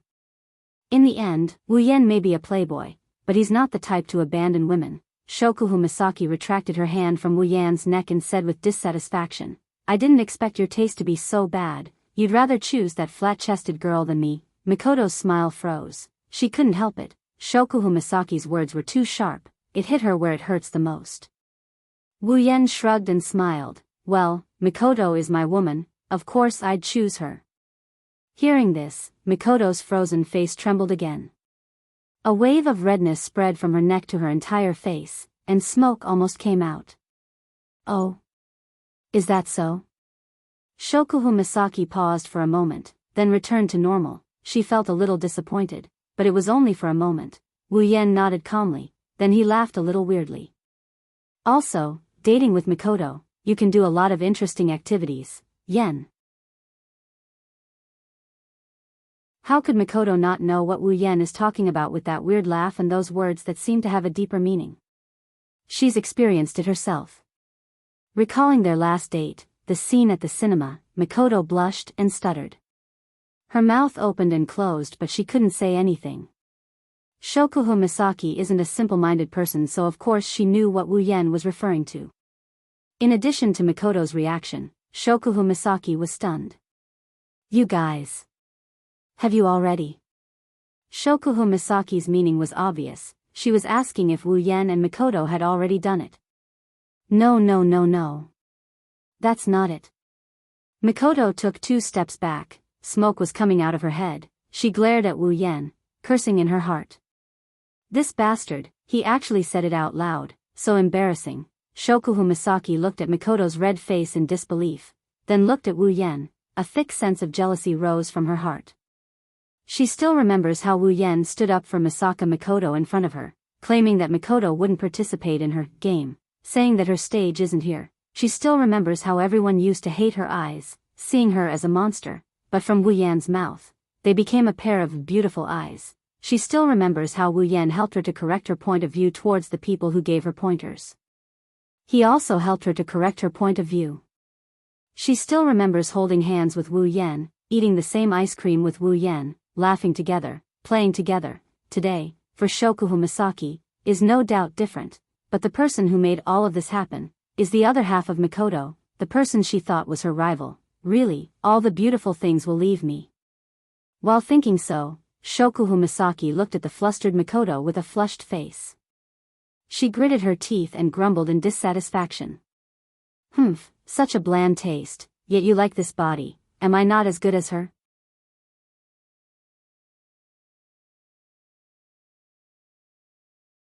Chapter 187. On the way back to Tokuwadai, Wu Yan looked at the 2 girls who completely occupied his arms and hugged him tightly. He sighed as if he had a headache. One of his arms was being held by Mikoto. One side of her face was red as she glared at Wu Yan's other arm. As for the other side, he was being held by Shokuhu Misaki. Compared to Mikoto, who was glaring at him and blushing, Shokuhu Misaki's expression was filled with sweetness. She had a smile on her face as she rested her head on Wu Yan's shoulder. She looked very happy, but Wu Yan knew that there was a 99% chance that she was faking it. Feeling the soft bodies of the 2 girls while enduring the stares of the passers-by, Wu Yan's current situation proved that he was in pain but happy at the same time. As for who he's going on a date with, in the end, it's just a matter of course. Although he really wants to go on another passionate date with Mikoto, he's still dating Shokuhu Misaki. How can he just abandon a girl he just went on a date with and go on a date with another girl? How can he do that? In the end, the date was gone and the swimming plan was ruined. Of course, Wu Yan was satisfied. After all, his desire to see Jusama in a swimsuit was fulfilled. It's just that, for some reason, Jusama kept using him as a public display of affection in front of Mikoto. It's as if she's trying to steal Mikoto's love away from her. Wu Yan is both speechless and enjoying it at the same time. However, he had to admit that Her Majesty Queen's plan was very successful. Just look at Sis Cannon's performance. Normally, Mikoto would at most hold his hand in public. She would never wrap her arms around his hand intimately. Of course, the one who benefited in the end was still Wu Yan. Alright, we're here. Hurry up and let go. Seeing the Tokuwadai dormitory appear in front of them, Wu Yan helplessly said to the two girls who were still in a confrontation. Along the way, Wu Yan's hands were almost numb. Mikoto wanted to let go of Shokuhu Misaki's hand, but when she saw that Shokuhu Misaki didn't let go, she stopped and shouted at Shokuhu Misaki, "Hey, did you not hear? Let go of me." Not only did Shokuhu Misaki not let go, she hugged him even tighter, causing Wu Yan's hand to sink into her pair of plump breasts. Misaka classmate, Xiao Yan also told you to let go, so hurry up and let go. Let go first. Mikoto said childishly. Childishly was a good way to describe her. At this point in time, there was no need to argue about who should let go first. At least, Wu Yan felt that she was too weak. Since Misaka classmate doesn't want to let go, then I don't mind either, Shokuhu Misaki said with a, "I got lucky" expression. Actually, the one who got lucky is the one you hugged tighter and tighter. Looking at the shameless Shokuhu Misaki, Mikoto felt as if a blue and white electric current flashed across her forehead. She also tightened her arms and shouted, hugging someone else's boyfriend's hand, "Don't you have any sense of shame? Era, is Misaka classmate declaring your sovereignty?" Shokuhu Misaki giggled, she pointed out. You were the one who told your boyfriend to go on dates with Hinajuku, Ikaros, Astria, and so on, so she still remembers that. Mikoto was also shocked, her expression changed, she fidgeted for a while and then stomped her feet. They're different. What's different? Seeing that Mikoto didn't want to reveal any information about the three girls, Shokuhu Misaki's eyes flashed with disappointment. She smiled and said, "Since Misaka classmate allows your boyfriend to go on dates with other girls, then it's the same with me." "It's not the same." "Then what's the difference?" Mikoto started stammering. In the end, she could only yell out. "Anyway, it's different. Let go of me." "No. Hurry up and let go." "I'm not letting go." Seeing the two beauties bickering with each other, and the reason is because of him, Wu Yan felt a wave of pleasure in his heart, but soon his mouth started twitching. Didn't they notice that the noise below their dorm is getting a little loud? What Mikoto and Shokuhu Misaki didn't notice is that the windows on every floor of Tokuwadai's dorm are already open. Countless girls in Tokuwadai's school uniform are crowding around the windows, looking down at Mikoto and Shokuhu Misaki, who are intimately hugging the same guy and arguing loudly about something. They all looked like they saw a ghost, their eyes wide open. Am I seeing things? One of the girls from Tokuwadai rubbed her eyes, as if trying to dispel the illusion in front of her. She rubbed her eyes with all her might. I think I'm seeing things. Another girl standing next to her said calmly, she's different from the girl who tried to dispel the illusion. She's convinced that everything in front of her is an illusion. Of course, it's not just them. The other girls from Tokuwadai also reacted from the series of events. They all looked at each other in disbelief. Isn't that Misaka-sama and Shokuhu-sama? Yeah, what are they doing? Seems like they're fighting over who should let go of that guy first. That's impossible, Misaka-sama. Shokuhu-sama, are hugging the same guy. This can't be real. Who's that guy? Could it be the second or first among the LV5 players? He actually managed to win the hearts of our Tokuwadai's Electric Princess and Shokuhu Queen. As more and more people started discussing, the voices got louder and louder. Gradually, the whispers turned into loud noises, echoing throughout the entire Tokuwadai dormitory. It also rang in the ears of the two girls who were arguing. The discussion got louder and louder until it reached the ears of the two girls. The two girls' argument got quieter and quieter until it was negligible. When they turned to look at the direction of the dormitory, the two girls froze at the same time. After regaining her senses, Mikoto reflexively let go of Wu Yan's hand. Shokuhu Misaki, on the other hand, regained her composure after seeing the scene in Tokuwadai dormitory. She openly hugged Wu Yan's hand. After seeing Mikoto let go, she showed a victorious smile. Mikoto gritted her teeth, listening to the discussion. Her face started to redden. In the end, she gave up and shouted, "Let go." This time, Shokuhu Misaki was obedient. She naturally let go of Wu Yan's hand. Her calm demeanor was a stark contrast to the flustered Mikoto. This made Wu Yan sigh.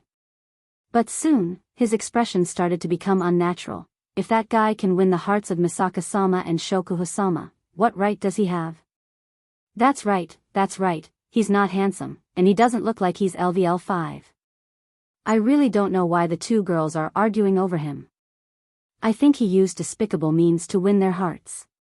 Many men are like this, even in TV dramas. Then aren't Misaka-sama and Shokuhu-sama in danger? No. We have to save Misaka-sama and Shokuhu-sama. We have to destroy that bastard. Yes.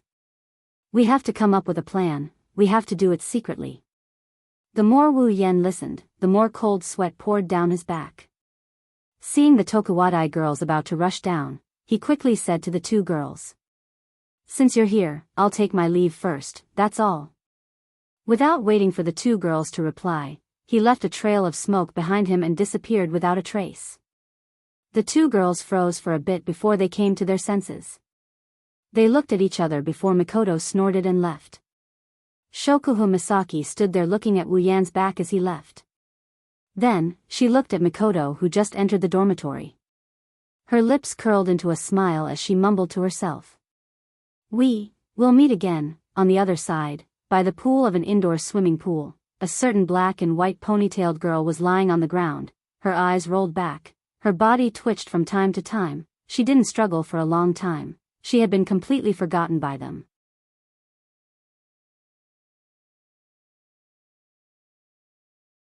Chapter 188.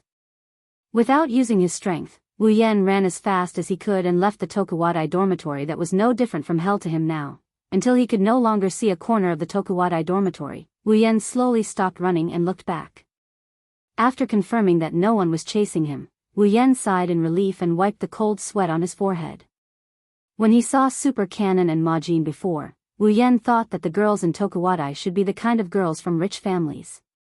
After all, during the summer season, the Tokuwadai girls who dressed up as maids were all as soft as water. After today, Wu Yan will no longer think so. The girls in Tokuwadai are not water, they are clearly wolves and tigers. Recalling Shokuhu Misaki's support team and the dangerous words of the girls in the Tokuwadai dormitory, Wu Yan's body trembled. He swore that if there is no reason, he will never go there again. It seems that the only girls in Tokuwadai are probably those two who follow after marriage, Fufu Wanbin and Wan Nei Shirbao. Thinking of this, Wu Yan couldn't help but smile bitterly. Then he walked in the direction of his home, but soon his footsteps paused. Of course, it was only for a moment, and then he stepped out unnoticed and walked back home as if nothing happened. With his hands behind his head, Wu Yan casually moved his feet.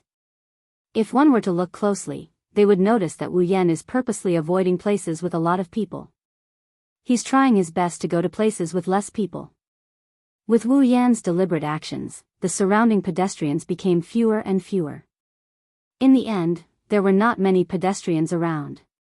At this time, in the corner behind Wu Yan, two people wearing black suits and sunglasses, dressed like gangsters, quickly caught up with Wu Yan and stood in front of him, blocking his way. Seeing these two people, Wu Yan took 2 steps back with a little fear on his face, but he pretended to be calm and said, "What are you doing? Robbing?" "Sorry, I don't have money." The two people in black suits looked at each other, then nodded. One of them took a few steps forward and said to Wu Yan in a low voice, "Someone wants to see you, can you come with us?" Although it sounded like he was asking for Wu Yan's opinion, looking at his tough face and the other person's hand that had already reached into his clothes, they were going to use force. Wu Yan's eyes narrowed imperceptibly, then returned to normal. He looked at the two people in black suits with fear and said timidly, if someone wants to see me, wouldn't they come directly to me? Unfortunately, these two people in black seemed like they didn't intend to talk to Wu Yan. They directly reached out their hands and planned to take Wu Yan. Seeing this, Wu Yan's eyes flashed a cold light. He clenched his hands slightly, and a trace of electric current flowed slightly between his two fingers. It was so small that there was no sound or light. But soon, Wu Yan was stunned again. The electric current on his fingers was pinched out by him and disappeared. Wait a minute. A sudden voice sounded behind Wu Yan, but it made the two people in black suits obediently stop their movements. Wu Yan quickly pretended to be panicked and turned his head to look. A middle-aged man in a white coat, who looked like a doctor and a scholar, stood not far from Wu Yan and others. He had a pair of glasses on his face, and he looked like a refined scum. Wu Yan wanted to punch him. However, Wu Yan still pretended to be panicked and looked at him calmly. The middle-aged man seemed to be very satisfied with Wu Yan's expression. He pushed the glasses on his face and said with a smile, "How can you be so rude to our important guests?" Although Wu Yan wanted to say that they were the ones who looked for him, but looking at that incomparably annoying face, Wu Yan really couldn't raise such a thought. He could only pretend again. "Who are you? Don't be nervous, young man." The middle-aged man smiled at Wu Yan in a friendly manner. Of course, this friendliness was what he thought. Then he slowly walked towards Wu Yan and waved to the two people in black suits. They retreated and looked around vigilantly. "You haven't answered my question yet. Who are you? And why are you looking for me?" Wu Yan looked at the middle-aged man with an expression of bullying the weak and fearing the strong. His voice trembled a little as he asked. Hearing this, the middle-aged man smiled mysteriously and said earnestly, "Young man, who are we? It's better if you don't know. You should know that knowing too much is not a good thing." Listening to the middle-aged man's mysterious tone, Wu Yan's heart trembled. He couldn't help but directly cut down the middle-aged man with a sword. "Who are you trying to fool by pretending to be like this?" This was what Wu Yan, who was now planning to become the best actor, was thinking in his heart. The middle-aged man patted Wu Yan's shoulder and said to Wu Yan in a kind tone, "So, you'd better not ask who we are. However, we can answer your other question." After that, the middle-aged man laughed and said to Wu Yan, "We came to find you because we need your help with something." "Help?" Wu Yan was stunned. This time, it wasn't an act. He was really stunned. He really couldn't think of anything to help this guy who wasn't close to his uncle and grandmother. Yes. Help. The middle-aged man glanced at Wu Yan and then turned to look behind him. "Young man, we've observed you. From the looks of it, you seem to be very familiar with Tokuwadai's trump card, Railgun Misaka Mikoto." Wu Yan's pupils constricted as he looked at the middle-aged man in front of him. A murderous glint flashed across his eyes. Realizing that things weren't as simple as they seemed, Wu Yan quickly lowered his head to hide the look in his eyes. When the middle-aged man said this, Wu Yan had a pretty good idea as to why he came looking for him.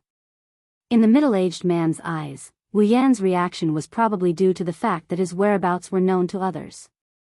After all, this guy in front of him was just a thug. "Young man, don't be afraid.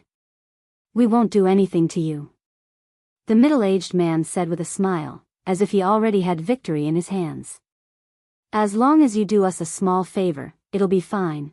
In other words, if he doesn't help, he doesn't know what will happen to him." "Help? What favor?" Wu Yan's face was filled with a "I'm scared, come and bully me" look. The middle-aged man heard Wu Yan's words and smiled. He took out a syringe and handed it to Wu Yan. "You seem to be very familiar with number 3, even close. This favor won't be too hard for you. You just have to help us draw some of number 3's blood. How about that?"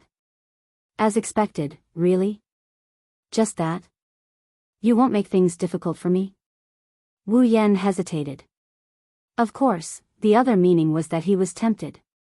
Seeing this, the middle-aged man smiled. "Of course. As long as you help us, not only will we not make things difficult for you, we'll even give you enough money to live on for the rest of your life." The middle-aged man took out a piece of paper and handed it to Wu Yan along with the syringe. After you complete the task, call this number and contact us. When the time comes, someone will come and collect the items and give you the money you want. After Wu Yan took it, the middle-aged man pushed his glasses and smiled. Then, I wish us a happy cooperation. He didn't wait for Wu Yan's reply before he walked away on his own, bringing the two men in black with him. Until they disappeared from his sight, Wu Yan's expression completely disappeared. He looked at the syringe in his hand and with a burst of electricity, he blasted the syringe into ashes. If it wasn't for the fact that I wanted to buy more time, I would have killed that guy with my sword. Wu Yan said with regret. To be honest, he was disgusted. With a sigh, Wu Yan looked towards the direction of Tokuwadai. Looks like Alistair is planning to make a move on Mikoto. Before that, I hope the matter with my sisters can be resolved.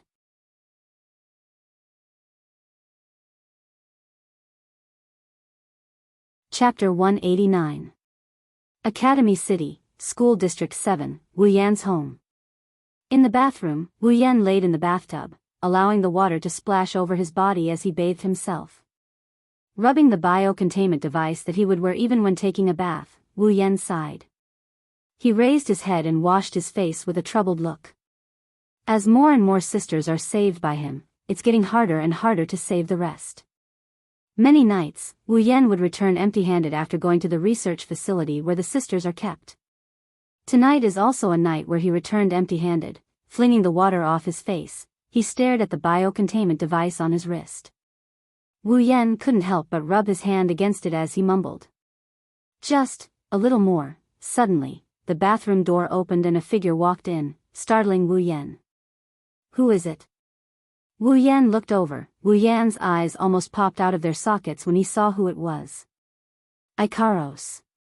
It's no wonder Wu Yan was surprised. He was in the shower and Ikaros's current appearance is another reason.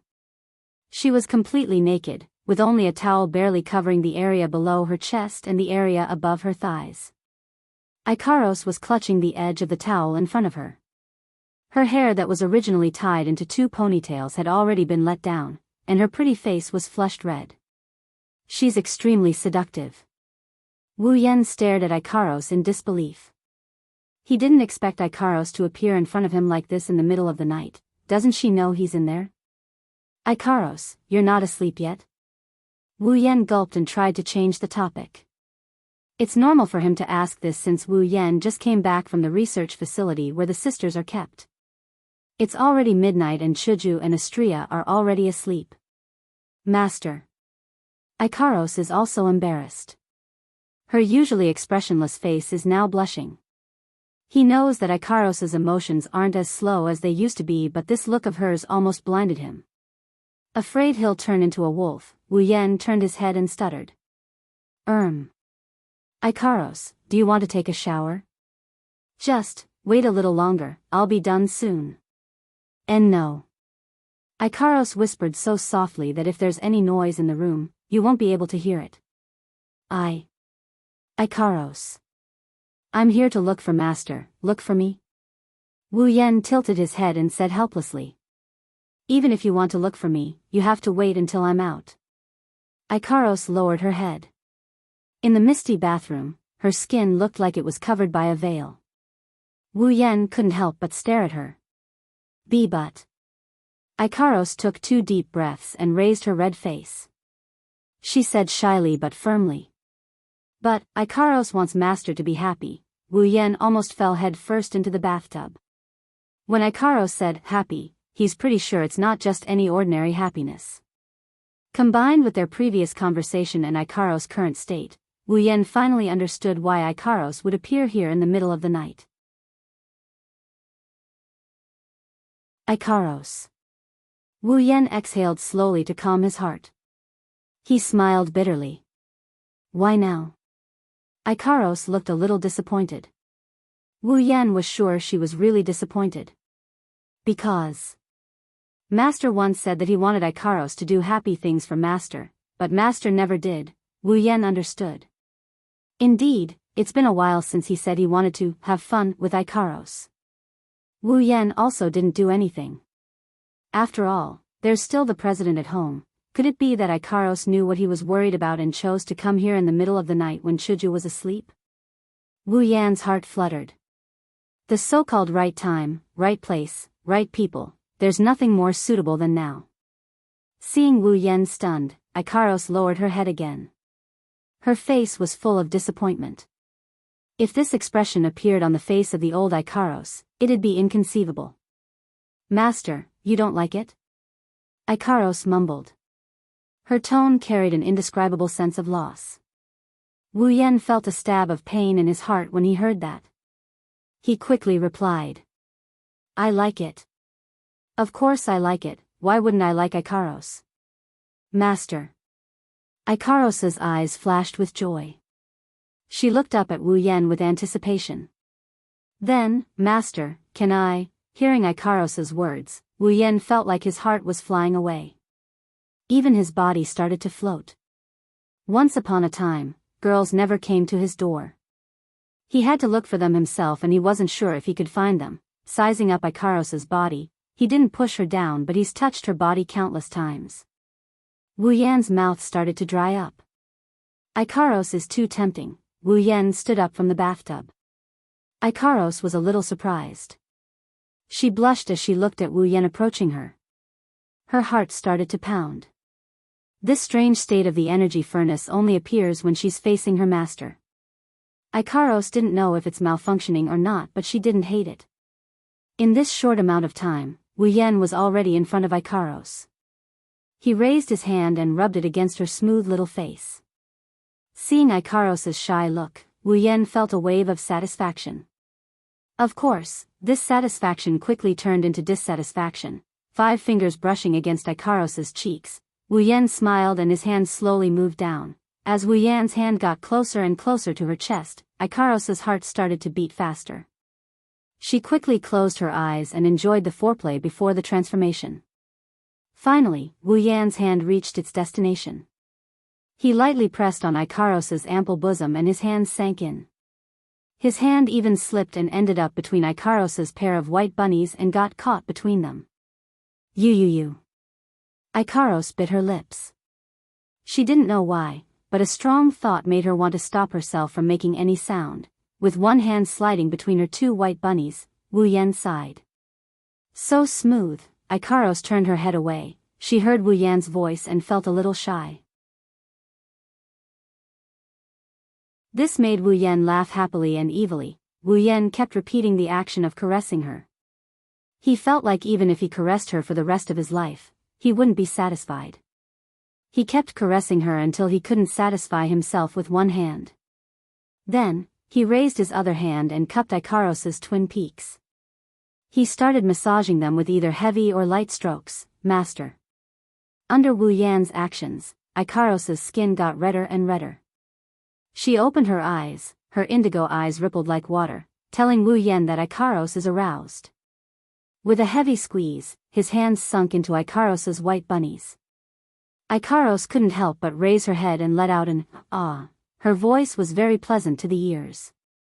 Wu Yan slid one of his hands behind Ikaros and pulled her into his embrace. Then, as if his hand lost its center of gravity, it slid downwards. Ikaros pressed both her hands on her master's chest, feeling her upper and lower body under Wu Yan's control. She opened her red lips and panted softly. From time to time she would let out a whimper, venting the sensations in her body. Wu Yan's hands moved up and down, one hand rubbing Ikaros's white bunnies, the other hand drawing circles on Ikaros's smooth buttocks. Then, he started to knead as well. As time passed, Wu Yan took a deep breath and moved his hand to the towel on Ikaros's body.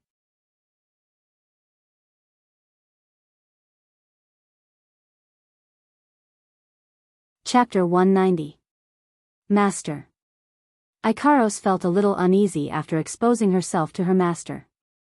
She wrapped her arms around her chest, her wings trembled slightly. It was obvious that her master's heart was in turmoil. Little did she know, her actions made her even more alluring. Looking at Ikaros, who's ready to be plucked by anyone, he felt his chi and blood become active. One rushed to his head making him dizzy while the other rushed to his lower body making him burn with rage. Wu Yan gently slid his hand on Ikaros' back. He only needed to use a little force and his hand would slide down her body at an unimaginable speed. After caressing Ikaros' back, Wu Yan reached out with both hands again. In the past, the best body Wu Yan has ever enjoyed was probably the training he received from Takitsubu Riku in the research lab. As for the others, Chuju, Mikoto, Kinohada Sai, and Frenda, they all have lowly figures.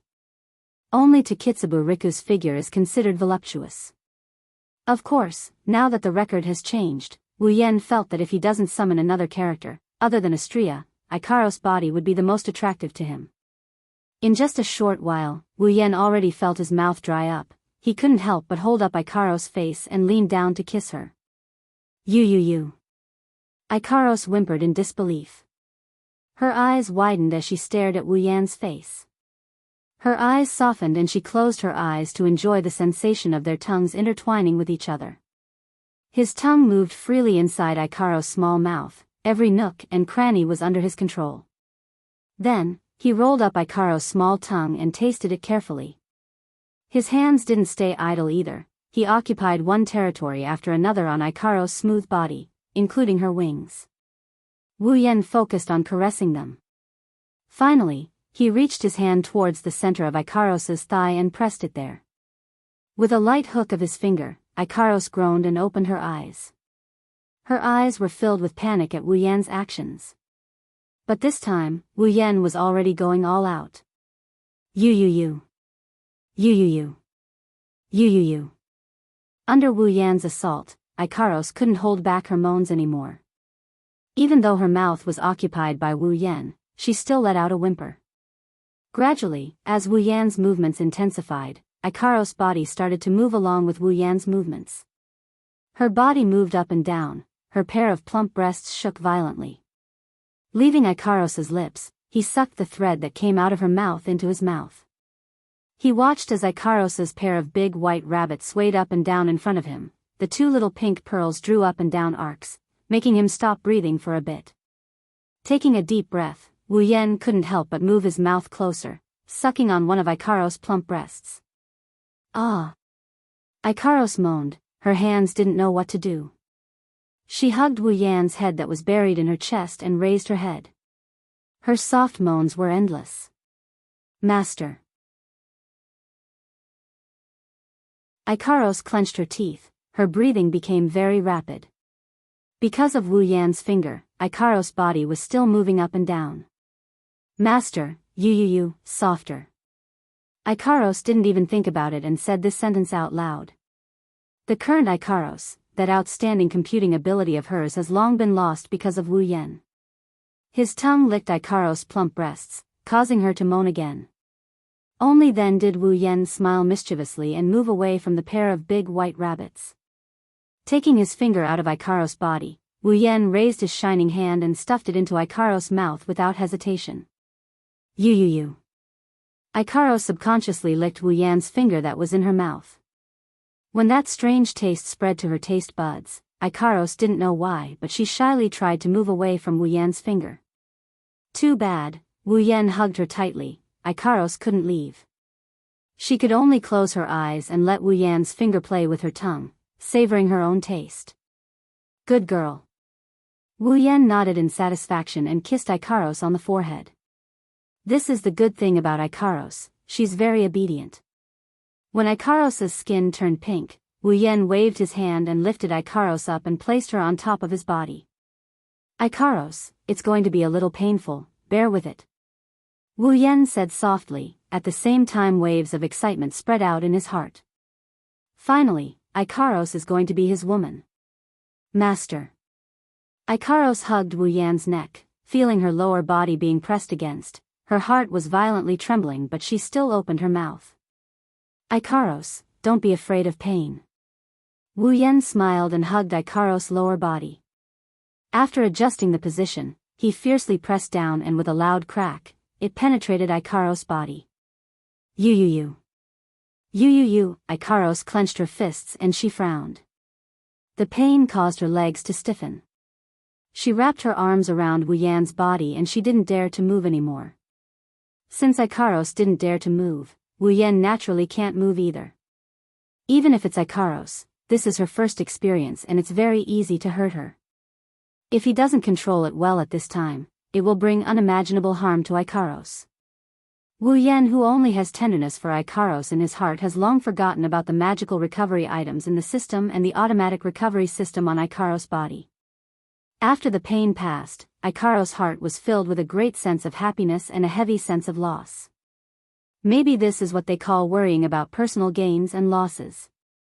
But soon, she didn't have time to think about this. The pain passed and was replaced by emptiness, an urgent need to be filled with something. Subconsciously, Ikaros twisted her body and felt the pleasure her master brought her. Her furrowed brows loosened and her eyes began to ripple. Master, there's a strange feeling, even if Ikaros is lacking in emotional knowledge, she knows she's feeling very comfortable right now. But the word, comfortable, that came out of her mouth unknowingly became the so-called, strange feeling, without her consent. Wu Yan, who has had plenty of experience in this, of course he understood the meaning behind Ikaros' words. He chuckled and said with a wicked smile. Strange feeling? Then Ikaros, are you comfortable? You. Twisting her body uncontrollably again, Ikaros lowered her head and whispered with pink cheeks.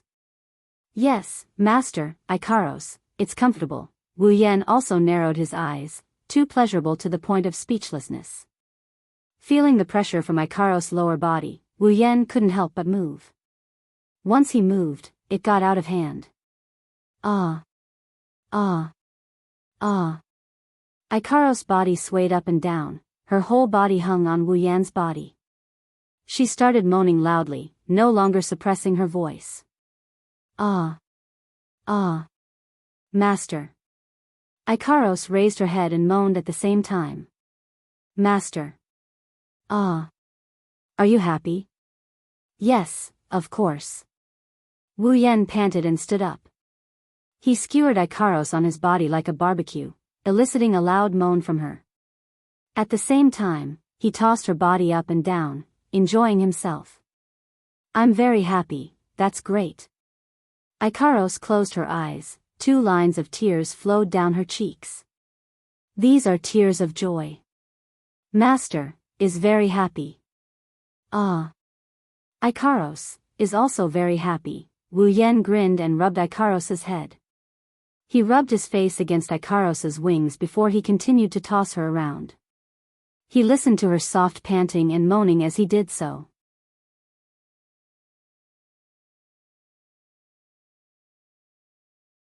Chapter 191.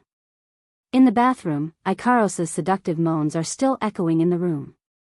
In this small space, the two are crazily demanding from each other, leaving traces of their lovemaking everywhere. At a certain point, Ikaros finally reached the peak of her life. Under Wu Yan's influence, she let out a loud cry to express her joy. But while Ikaros is satisfied, Wu Yan isn't. Without a word, he placed Ikaros' powerless body on the floor and flipped her over. Master. Ikaros is lying on the floor, she turned around to face Wu Yan. Her eyes are misty and a bit confused, she doesn't know what her master is planning to do. Kneeling behind Ikaros, Wu Yan is panting for breath. Once again, he squeezed into Ikaros' body, causing her to moan as if she's been hit hard, smack smack smack smack smack. The sound of flesh colliding echoed throughout the space, accompanied by Ikaros' music. Wu Yan enjoyed both physically and mentally. Picking up Ikaros' body and pulling her into his embrace, Wu Yan tossed her again. But this time, Ikaros' back is facing him, with both hands free. Wu Yan grabbed Ikaros' pair of big white rabbits. Hand, body, pincer. Ikaros' soul flew out of her body, immersing herself in an inescapable world, unable to extricate herself for a long time. Nibbling on Ikaros' earlobe, Ikaros retracted her head. Right now, every part of her body is sensitive, causing Wu Yan to feel a burst of excitement, teasing everywhere, causing Ikaros to moan non-stop. Master. Ikaros is panting heavily, shaking her body while watching Wu Yan carefully savoring her body. She mumbled. I'm so happy. After a while, one of the nerves in her body snapped. Ikaros tensed up and raised her head again, letting out a long whimper. Licking his lips, Wu Yan looked at Ikaros, who's lying on top of him, unable to get up. He can't stop anymore, otherwise he'll suffocate to death. Seeing that Ikaros didn't look too tired, he stood up and hugged her. He pressed her against the wall of the bathroom with her back facing the wall and squeezed her inside. The pitiful Ikaros didn't even get a chance to catch her breath before she was drowned by the pleasure that surged through her body once more. Her little mouth opened and closed, her fragrant breath hit the wall, causing ripples in the air. She panted delicately. This time, Wu Yan is directly on top of Ikaros's body, stroking her body while moving his body, enjoying himself to his heart's content. After a long time, the moans came again, this time it's longer and louder. Without them knowing, the moans passed through the wall and came out of the bathroom. Hearing Ikaros's moans that are much longer and louder than before, Wu Yan knew that Ikaros has reached her limit. Angeloids don't have dreams because they don't need to sleep. Therefore, Angeloids' time at night is their loneliest time. Angeloids don't need to sleep, Ikaros is the same. Otherwise, she wouldn't be in Wu Yan's room every morning, guarding Wu Yan for an entire night. Perhaps only a thick-skinned girl like Astrea would use her time at night to sleep. After all, even if Angeloids don't need to sleep, they can still rest if they want. But this time, after Ikaros reached her climax, her eyelids fluttered uncontrollably and she miraculously fell asleep. Looking at Ikaros's cute sleeping posture, Wu Yan didn't know whether to laugh or cry. They're still in the bathroom, how can she fall asleep like this? But Ikaros's sleep doesn't mean the night is over. What happened? Ikaros. The bathroom door was suddenly slammed open. The president, dressed in pajamas, rushed in without even looking at the situation in the bathroom. I heard a moan just now. Ikaros, are you? Chuju stared blankly at the naked Wu Yan and Ikaros, who was sleeping on the floor. She was completely shocked when she smelled the strange odor in the bathroom. Wu Yan and Chuju stared at each other blankly. One didn't expect the other party to suddenly barge in, the other didn't expect the situation in the bathroom to be like this. Combining the two's current situation with Ikaros's moan just now, Mr. President instantly understood the whole situation. Ikaros's moan, wasn't it the same as the last time she was done by Wu Yan? Looking at Mr. President's stunned expression, Wu Yan finally reacted. He glanced at Mr. President's body and his mouth curved into an evil smile. You. Hinajaku pointed at Wu Yan with a trembling finger. Kaishu-sama's head is already boiling with hot water after witnessing this shocking scene. Yo, Chuju. Wu Yan greeted Hinajaku as if nothing had happened. It's as if everything that happened just now was just an insignificant matter. Chuju couldn't believe it. This shameless, hateful guy pushed down another woman and still greeted his own wife. Is there anything more shameless than this? Of course, what Chuju didn't know is that there's something even more shameless to come. Chuju ah. Wu Yan stood up with a smile and faced Chuju naked. Chuju couldn't help but exclaim in surprise. Moreover, he slowly approached Chuju. Seeing Wu Yan getting closer to her, Hinajaku had a bad premonition. She even forgot to criticize him and turned it into this sentence. You, what are you doing? Hurry up and put on your clothes. Red in the face, Chuju stomped her feet. She turned her head and shouted angrily. However, Wu Yan ignored her. Chuju, come and accompany me. Wu Yan said something that shocked Chuju. Seeing Wu Yan getting closer and closer to her, Chuju couldn't help but take 2 steps back. She panicked. You, what are you doing? Could it be? A thought flashed through her mind. Chuju was completely shocked. She knew that with Wu Yan's level of shamelessness, he would definitely do this kind of thing. She didn't wait for Wu Yan to answer. She turned around and planned to run away. Unfortunately, the president's action was still one step too slow. Extending his hand, Wu Yan pulled Kaishu-sama, who was trying to escape, into his arms. Amidst her screams, he sealed her lips with his. Woo! Woo! Chuju's lips were blocked. She struggled with all her might, trying to escape from Wu Yan's evil claws. How could the president with a tender face be willing to be with Wu Yan in a place like the bathroom? Moreover, there was another woman in a place like Wu Yan. Therefore, Wu Yan, who was familiar with Chuju's personality, didn't say anything. He directly grabbed Chuju's little butt and pinched Chuju's little butt. Chuju froze. She grabbed him again, this time from the top. The frozen Kaishu-sama went limp again. She could only use her fists to beat Wu Yan's chest with a strength that couldn't even kill a mosquito. This time, it was Kaishu-sama's thin pajamas that got ripped to shreds. Naturally, Kaishu-sama was able to see Wu Yan's naked body. No. Chuju didn't give up on running away. She twisted her body. However, this was just to please Wu Yan. Lifting Kaishu-sama up, Wu Yan snickered. Ignoring Kaishu-sama's weak resistance, he placed her in his arms. Humph. Wu. With a muffled groan, the president gave up on resisting. At this time, resisting was useless. Chuju gritted her teeth with a pair of yellowish-green eyes. She softly moaned. Naughty. Naughty. Wu. Naughty. Naughty, Wu Yan responded to Chuju with a fierce attack. A new nocturne was played in the bathroom again.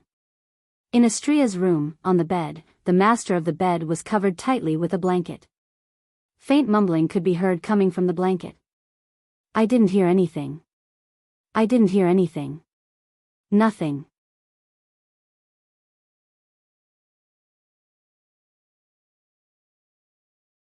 Chapter 192. Academy City, School District 7, in his own home, Wu Yan is sitting in front of a table, looking at the 2 invitation letters on the table. He scratched his head helplessly. The 2 invitation letters in front of him obviously aren't Shokuhu Misaki's invitation letters, they're Tokuwadai's Midsummer Festival invitation letters. As a special day of Tokuwadai that appeared in the original work, Wu Yan of course knew about it.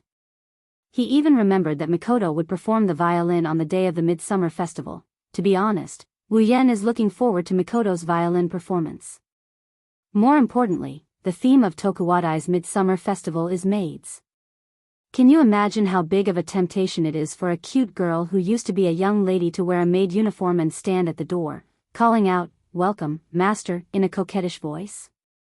Even Wu Yan, who already has 3 girls, is getting restless. He wants to see it for himself.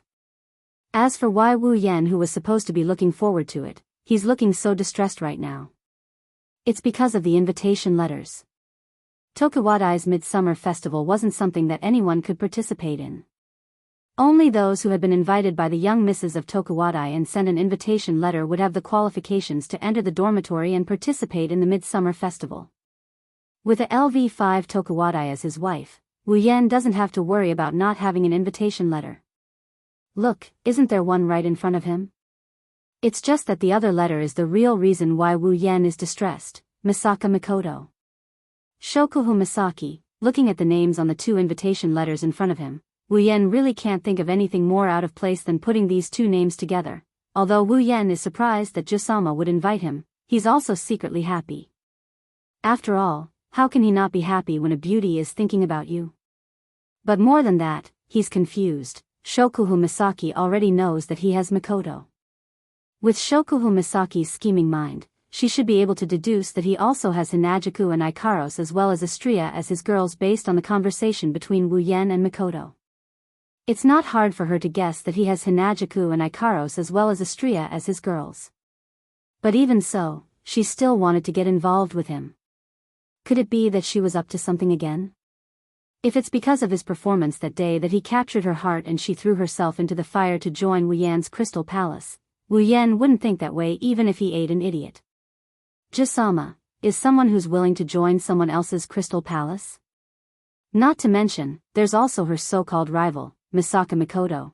That's why Wu Yan's first thought is that this two-faced Jusama is up to something.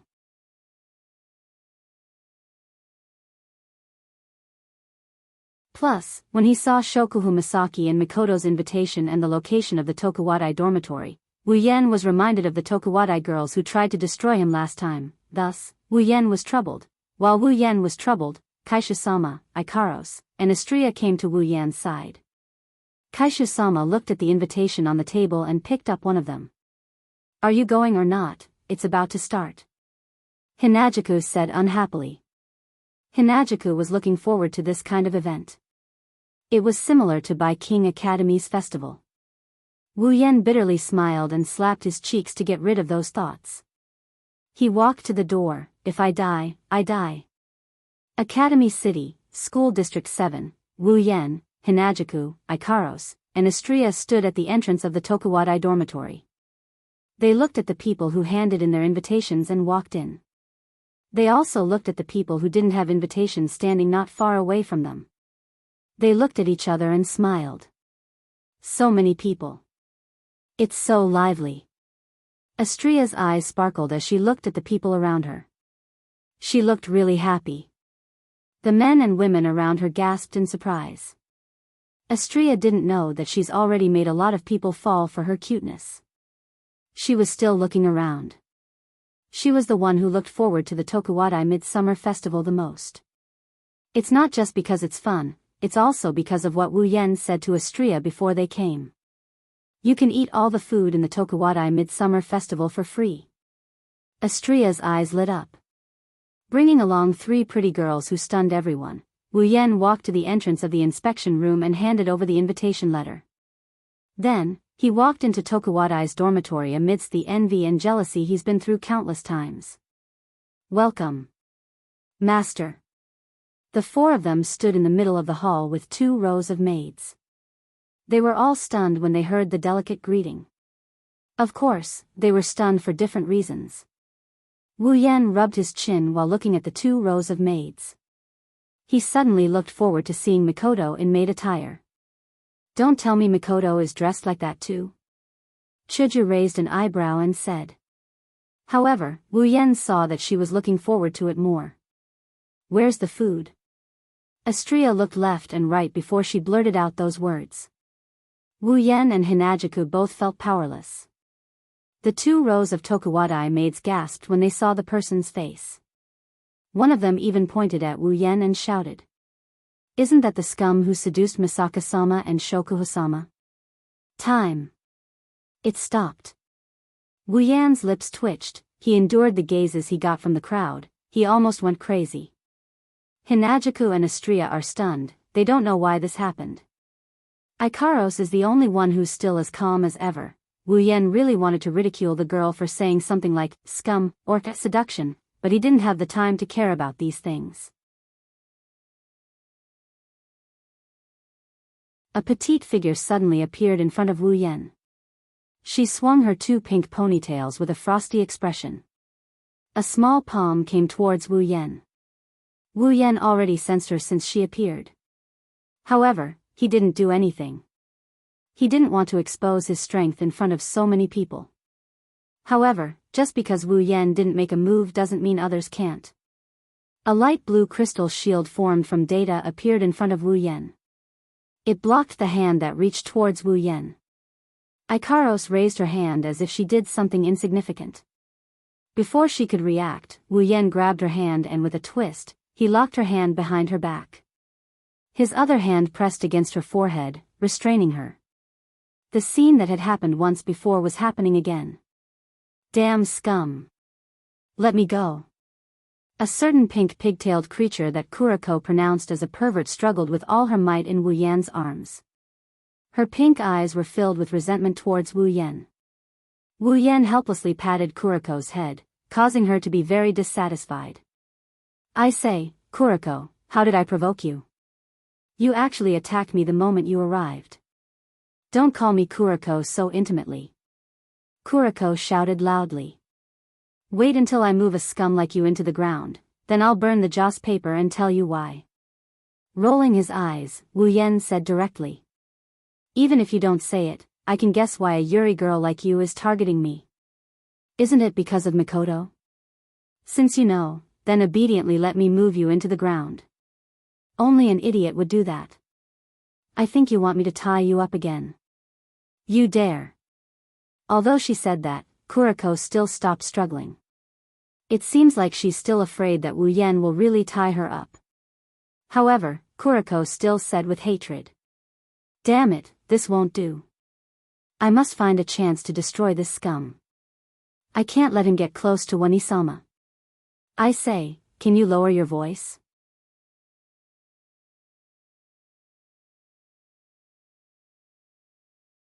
Chapter 193. Under everyone's gaze, Wu Yan and Kuriko were locked in a stalemate. Neither of them could move the other. When the surrounding people saw how much Kuriko hated Wu Yan, they started whispering among themselves. Kuriko was Mikoto's roommate, everyone knew this. After all, it was hard for the roommate of Tokuwadai's ace to not be famous.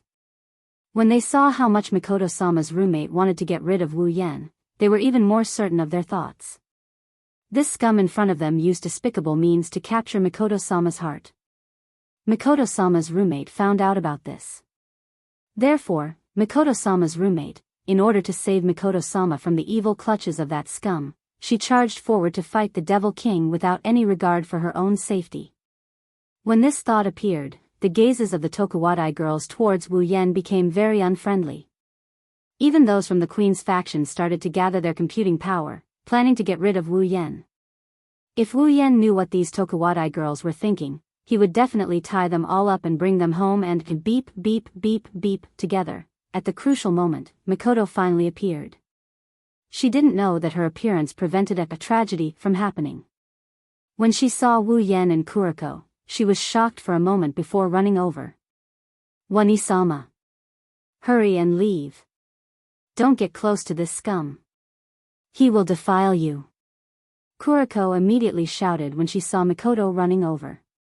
Her words made Wu Yan's face darken. Mikoto, who was running over, almost tripped and fell on the floor. Wu Yan slapped Kuriko's head and ignored her cries of pain and protest. He looked at Mikoto's new appearance and his eyes lit up as he nodded in satisfaction. She was wearing the exact same maid outfit that he saw on the screen before. Wu Yan had to admit that Mikoto at this moment was really cute. At this time, Wu Yan suddenly remembered that the maid outfit and apron he bought when he went out with Mikoto was still in his space ring. Looking at Mikoto, then at Chuju and Ikaros, Wu Yan's eyes flashed with an evil glint. It was decided. Next time, he would definitely make the three of them wear maid outfits or aprons and have a go with him. Chuju, Mikoto, and Ikaros didn't know about Wu Yan's evil thoughts, but Chuju and Mikoto both felt a chill down their spines. They felt a sense of danger approaching, making them paranoid. As for Ikaros, forget about maid outfits and aprons, she even tried wearing her angelic light armor to make love to Wu Yan, let alone maid outfits and aprons. Blackie, what the hell are you doing? Mikoto came to the front of the crowd and heard the girls of Tokuwadai whispering. She thought that Kuriko had done something shameful again and immediately criticized her. Wani-sama. Blackie didn't do anything. Kuriko looked at Mikoto with a pure and innocent expression. She was actually kind of cute, but the next sentence completely shattered her image. I just want to prevent this scum from tainting my beloved Wani-sama. Blackie wants to stuff this scum into the ground. You bastard. Mikoto clenched her fists. At this moment, Mikoto felt that everyone's eyes were glaring. After all, Mikoto didn't want others to think that she's a girl with an abnormal sexual orientation, although it's not like she hasn't acted out this scene in front of everyone before. Wani-sama. Blackie's hands were held behind her back by Wu Yan. She could only kick her legs towards Mikoto and shout loudly, Wani-sama. You should leave here first. Let Blackie go first. Woo-woo.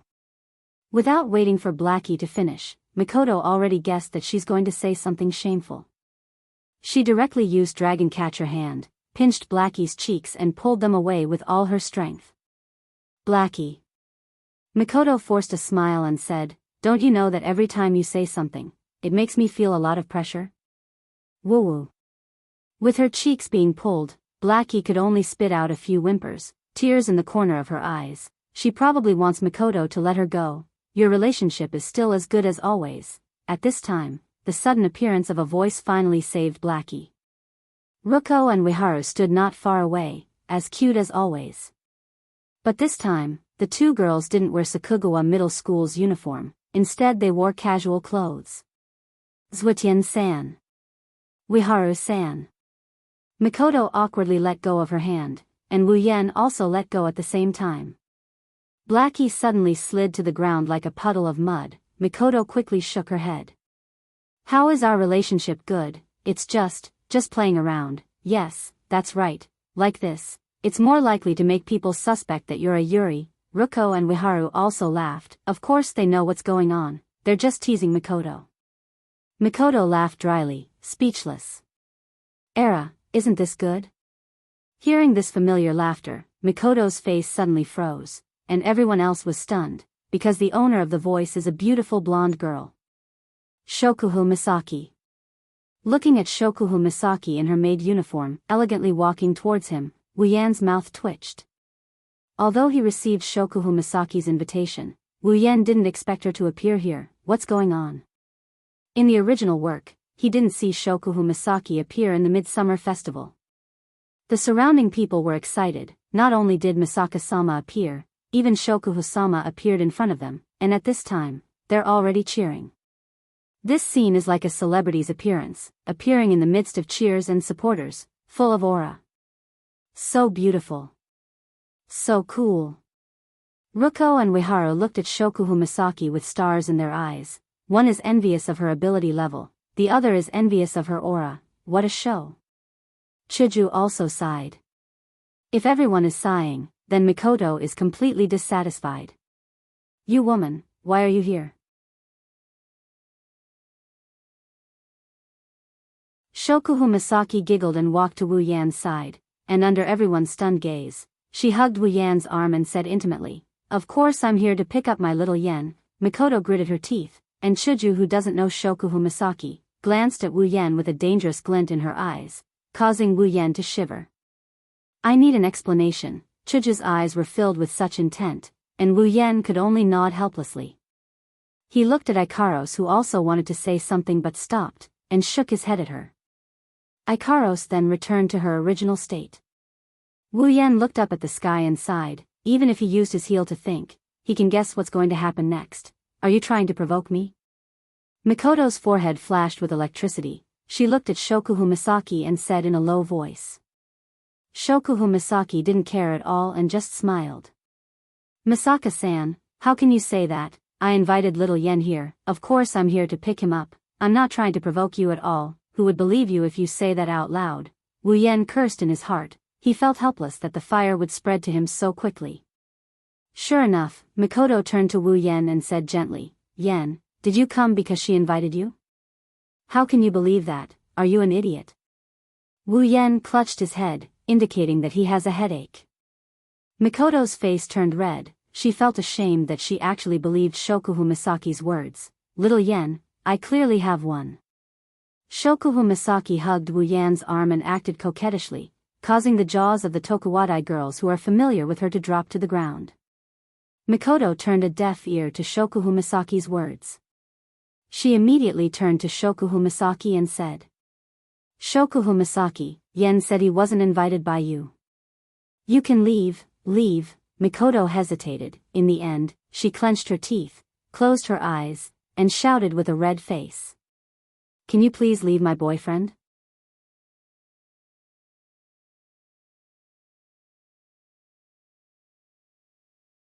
Chapter 194. Can you please leave my boyfriend? Silence. A deathly silence. The onlookers, Tokuwadai's made attire, Wu Yan and Co., including Shokuhu Misaki and Ikaros, who were calm and collected, all froze in place. Mikoto's eyes were still closed, her face was completely red, and she didn't even dare to look at anyone. It's really hard to believe that she was the one who said those words just now. Even Hinajuku, who had sacrificed her first time with Mikoto, couldn't help but twitch her mouth in shock. She looked at Shokuhu Misaki, who was still in a daze, and said awkwardly, This woman, just how bad is her relationship with Mikoto to force her to this extent? Wu Yan laughed dryly. How would Hinajuku know that Shokuhu Misaki is the person Mikoto dislikes the most? To be able to make Mikoto feel a sense of danger, she must be quite the character, although, Wu Yan felt pretty good when he heard Mikoto yell, Can you please leave my boyfriend? In front of everyone. Oh. Mikoto-ne-san, Mikoto-senpai, you're so brave. Astria, Ruko, and Ueharu looked at Mikoto with admiration. It's like they're on a pilgrimage. No. Wani-sama. This can't be real. At this moment of incomparable silence, an incomparably mournful scream suddenly came from the mouth of a certain lump on the ground. It was a scream of despair. The voice was filled with disbelief and madness. The double ponytailed Yuri creature seems to have triggered some sort of resurrection on the spot state. She jumped up from the floor and jumped 3 feet high. When she landed on the ground, her whole body was already pouncing towards Mikoto, who still hasn't opened her eyes. Wani-sama. This can't be real. Woo. Kuriko clung onto Mikoto's body. Her little face was rubbing against Mikoto's small chest. She cried as she did so. Wani-sama. My great, handsome, and charming Wani-sama. How could you submit to the power of that scum ape? This can't be real. Wani-sama. Don't abandon Kuriko. Woo. At this moment, there was no doubt that the scene belonged to the two girls who were tightly pressed against each other. Because everyone had already been completely dumbfounded from the 2 blows. Mikoto thought that she would be praised by the crowd, but what she got was an attack from this black and white creature. Mikoto's mind was in a mess. All sorts of weird gazes fell on her body. It was as if they were re-evaluating her as a person. Mikoto felt all sorts of awkwardness. As she screamed, the electricity flowed through her body, and then, it was all absorbed by the pervert on her body. Black smoke billowed out as she fell to the ground. Kuriko's body twitched as saliva dripped from the corner of her mouth. She was moaning as if she was having an orgasm. Everyone around her felt a chill down their spine. They subconsciously took 2 steps back to distance themselves from her. Shokuhu Misaki covered her mouth with her hand. It's not clear if she's trying to act like a queen or if she's shocked by Mikoto's words. She looked at the expressions of the people around her and then at the embarrassed Mikoto and Wu Yen, who's laughing dryly. Her eyes flashed with a hint of resentment, and without thinking, she opened her mouth. Misaka classmate, you're wrong. Little Yen is my boyfriend. Wu Yen, who was laughing dryly, froze. Everyone who just came back to their senses from Mikoto's declaration and Kuriko's farce was once again stunned by Shokuhu Misaki's statement. Their minds went blank. You. Mikoto was so angry that her forehead was throbbing with electricity. Her face turned from red to angry. She didn't expect Shokuhu Misaki to be so shameless. Hugging your boyfriend is a natural thing to do, Misaka-san. Shokuhu Misaki pulled out a victorious smile. Her hand that was covered with a white spider web glove was circling Wu Yan's chest. You. Mikoto was panting heavily as she glared at Shokuhu Misaki. What right do you have to say that Yen is your boyfriend? Oh. Misaka-san, as a member of Tokuwadai, don't tell me you didn't hear the rumors about Tokuwadai? Shokuhu Misaki smirked and looked at Mikoto with sly eyes. Everyone knows that I went on a date with Yen not long ago. Tell me, if he's not my boyfriend, why would I go on a date with him? The people around nodded.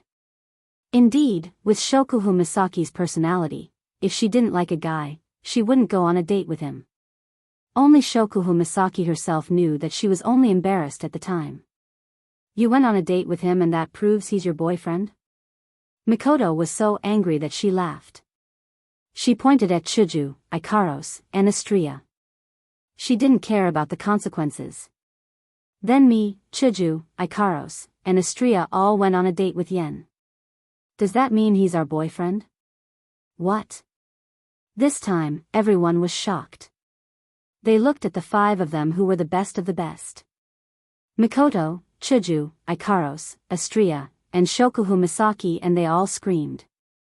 Following that, all sorts of gazes, such as danger, disdain, jealousy, resentment, and disbelief, shot from their eyes at the winner of life in their eyes. Scum. Scum. Beast. Shameless. My idol. When the last sentence was said, the owner of the voice felt the murderous intent directed at him. He trembled and pointed at Wu Yen without hesitation. Bastard. Everyone was satisfied and retracted their murderous intent. Wu Yan's veins were popping, he wanted to kill them all. Shokuhu Misaki finally noticed Chuju, Ikaros, and Astria. She didn't know these three, but these three names had been on her mind for a long time. She took a good look at the three girls. Even Shokuhu Misaki couldn't help but sigh. These three girls' looks and temperament are extraordinary. Even compared to her and that eerie toddler's body, they're on par with them. Women like this are all gathered around this man. Just who is he? Shokuhu Misaki glanced at Wu Yan and put on an elegant smile. She bowed to Chuju and the others. My apologies. Everyone. It's my fault for not noticing the three of you. I apologize, I hope the three of you can forgive me. Her natural and graceful posture, as well as her style of etiquette, won the hearts of the people around her. She also won the favor of Chuju and Astria. As for Ikaros, forget about it. It's nothing, don't worry about it. Hinajuku waved her hand at Shokuhu Misaki, showing that she didn't mind. After all, the president of the student council of Baihuang Academy is someone who doesn't know manners. Shokuhu Misaki smiled politely, but she was shocked. Shokuhu Misaki's ability had already been activated when she was greeting him. However, he did not expect that the three girls in front of him were not affected at all. It was as if his ability had sunk into a stone pond, never to return. There was no response at all. Who the hell are they? Of course, on the surface, Shokuhu Misaki maintained a calm expression. She continued to exchange pleasantries with Chuju. Wu Yan was having a headache watching this. Looking at the eyes of the girls around him, Wu Yan looked up at the sky speechlessly. He felt like it's better for him to play a small role in this situation. However, when Mikoto saw him, it turned into an acknowledgement of Shokuhu Misaki's so-called boyfriend. She gritted her teeth and ran to Wu Yan's side to grab his arm. Why aren't you leaving that woman? Mikoto exclaimed in exasperation. At the same time, she pinched Wu Yan's waist and gave it a hard twist. Ouch! Wu Yan, who has never tried this skill that is exclusively for women, howled in pain as tears streamed down his cheeks. It's my fault again.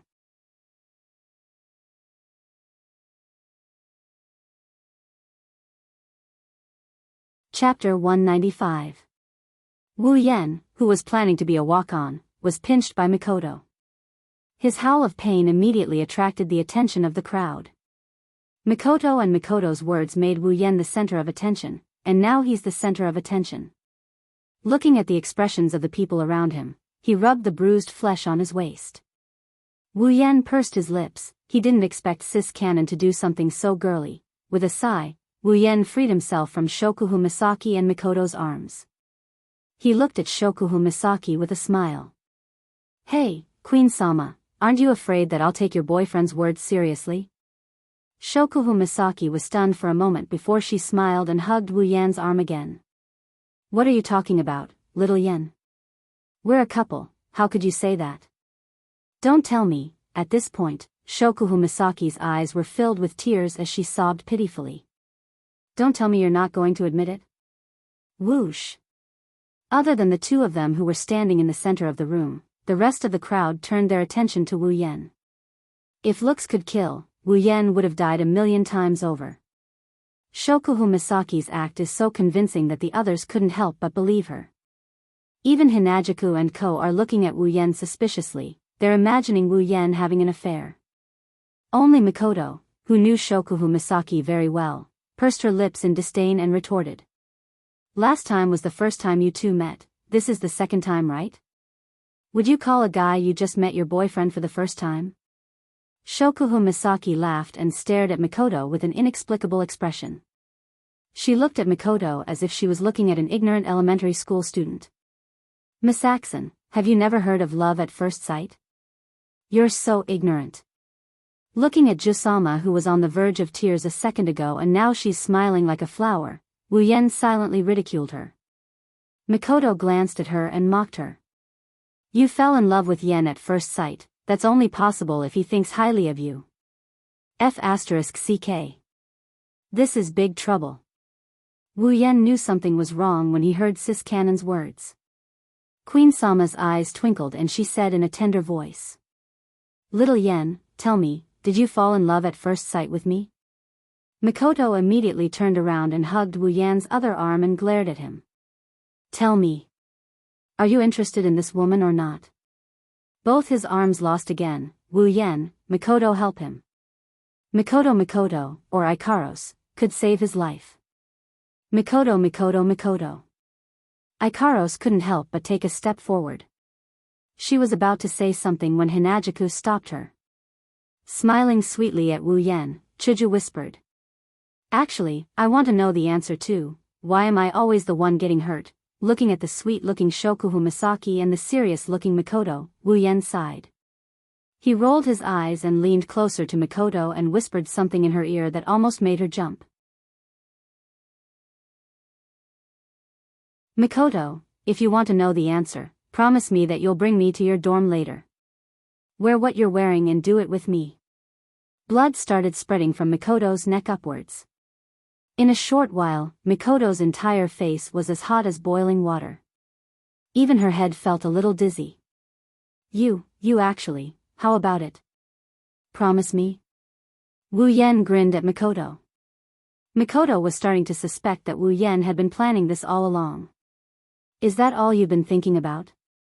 Mikoto clenched her teeth, her face was red as she suppressed her urge to go berserk. Then do you promise me or not? Wu Yan didn't deny it. If you don't promise me, then, you bastard. Mikoto's blushing face kept changing. Her heart was beating so fast. How was she supposed to answer this question? The surrounding people looked at the two who were whispering to each other suspiciously.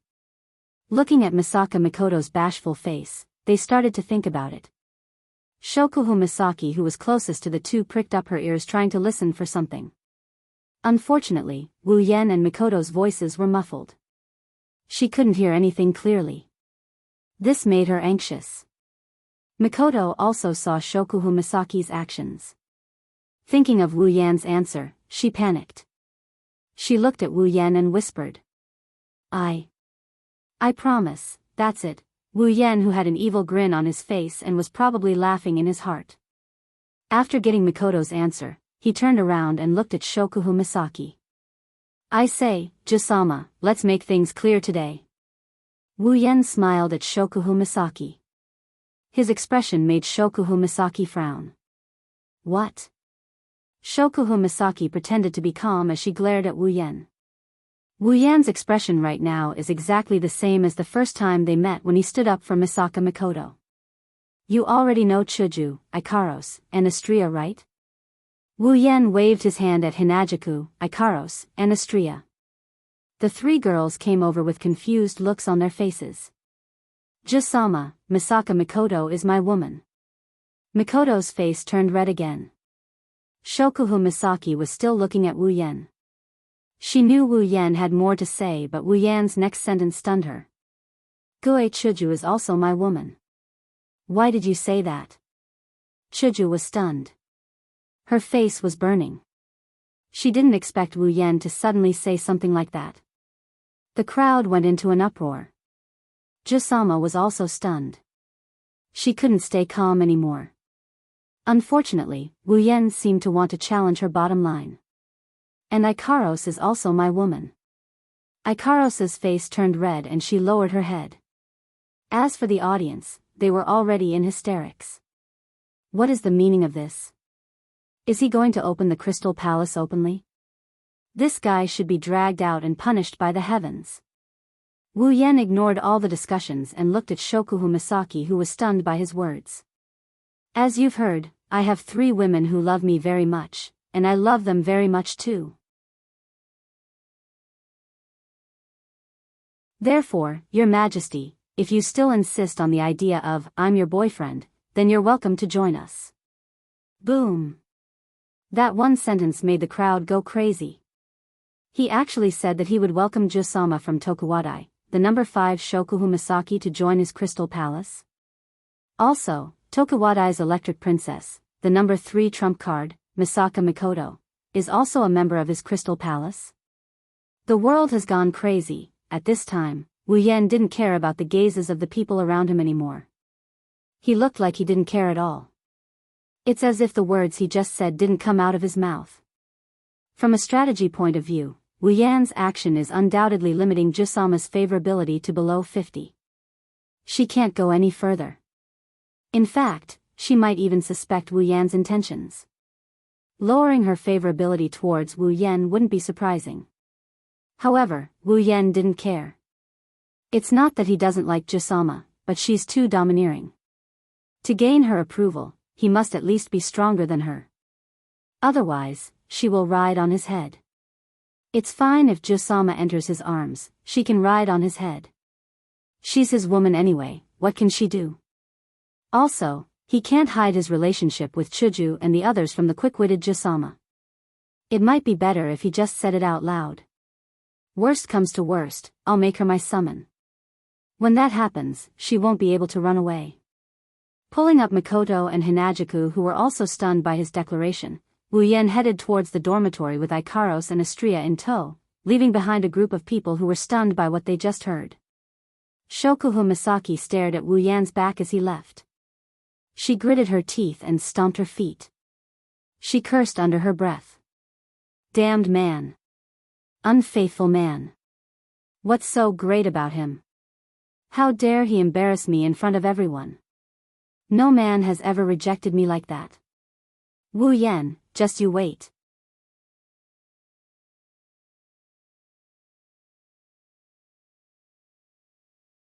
Chapter 196. Ah, with a light cry, Mikoto was lifted up by Wu Yan and thrown onto her own bed. When she landed on the soft bed, Mikoto immediately flipped over. Her face was already flushed red. Closing the door to Mikoto's dorm room, Wu Yan looked at Mikoto in her maid attire, his heart filled with excitement as he slowly walked towards her. Chuju and Ikaros accompanied Astria to the cafeteria. One of Astria's reasons for coming here was to feast. Wu Yan used that as an excuse to send the three of them away. Then, he dragged Mikoto to her room.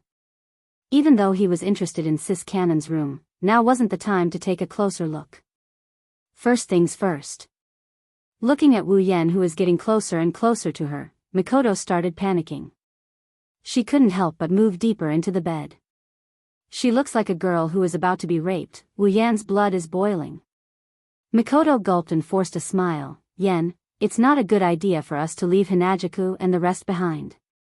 What if they can't find us later on? Let's go back. Don't worry, with Astria's appetite, they won't leave the cafeteria so soon. We have plenty of time. With one knee on the bed, Wu Yan said as he approached Mikoto. It's like he's preparing to make love to her before he goes in for the deed. Mikoto moved back again. Her face turned red as she panicked and tried to find an excuse. Then, what about Suitian and Ueharu? They will be helpless without anyone to lead the way. There are so many Tokuwadai ladies here, there are plenty of people to lead the way. Don't worry. Wu Yan closed in on Mikoto and forced her to the head of the bed. She had nowhere to run. Mikoto whimpered unwillingly. Even though she knew she couldn't escape her fate this time, she still retreated.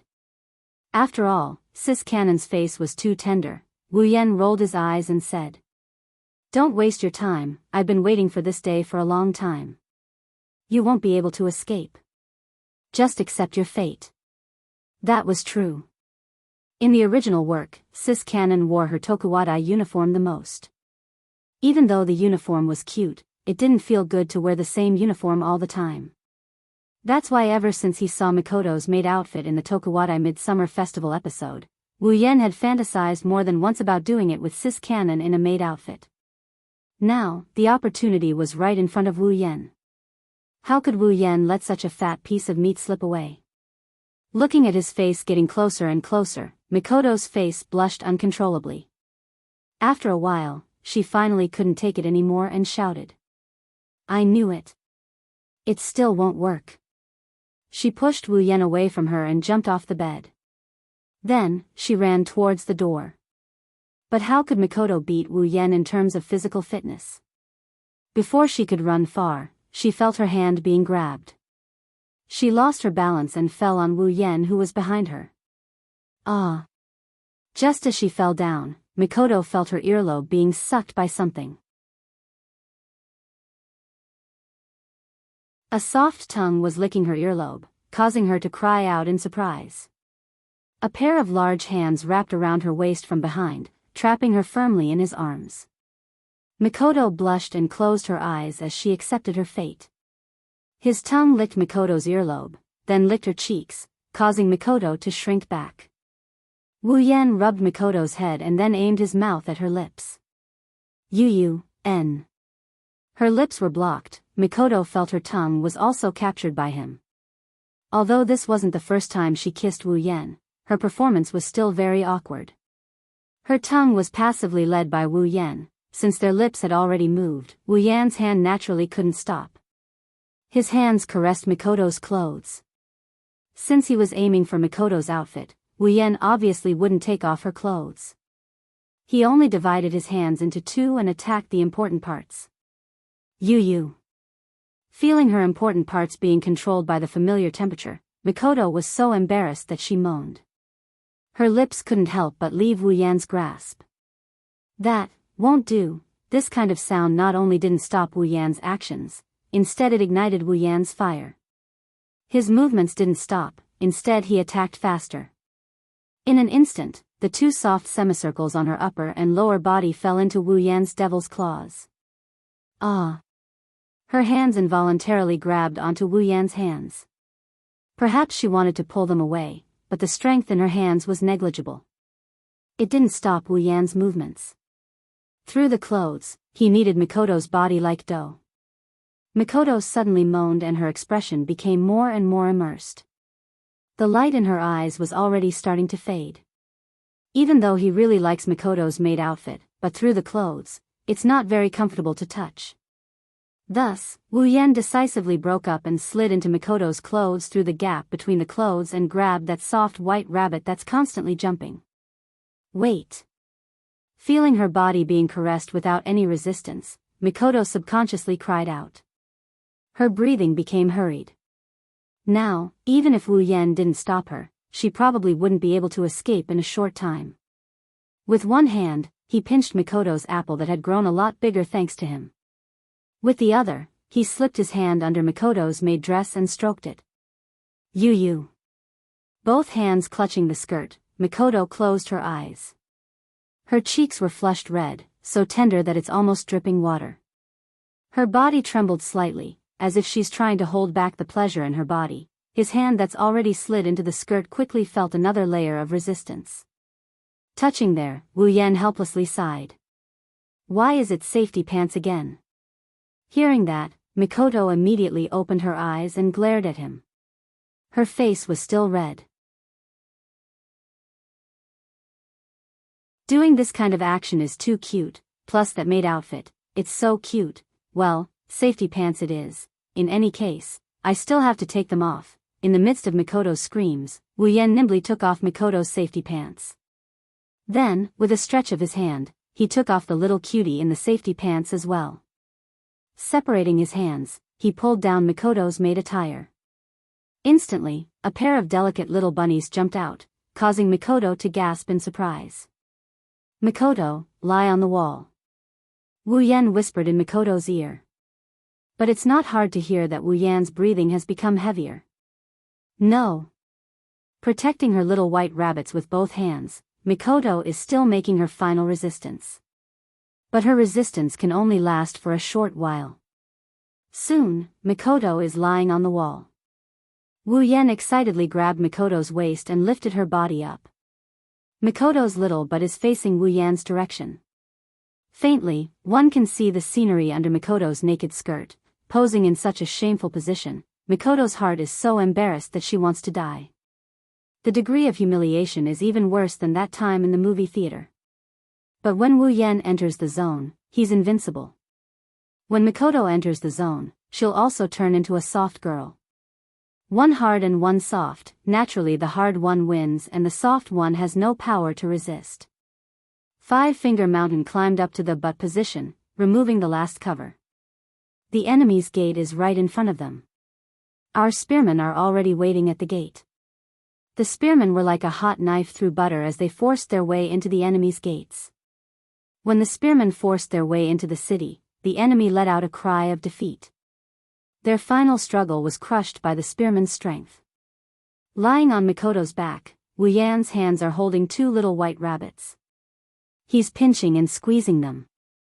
Mikoto's head is raised and moaning. Following Wu Yan's movements, moaning sounds keep coming out.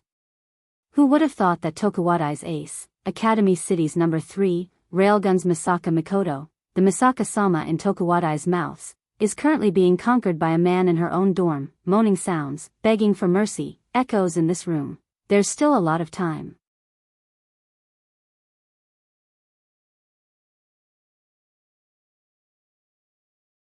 Chapter 197. Lying on Mikoto's bed, Wu Yan lightly breathed out.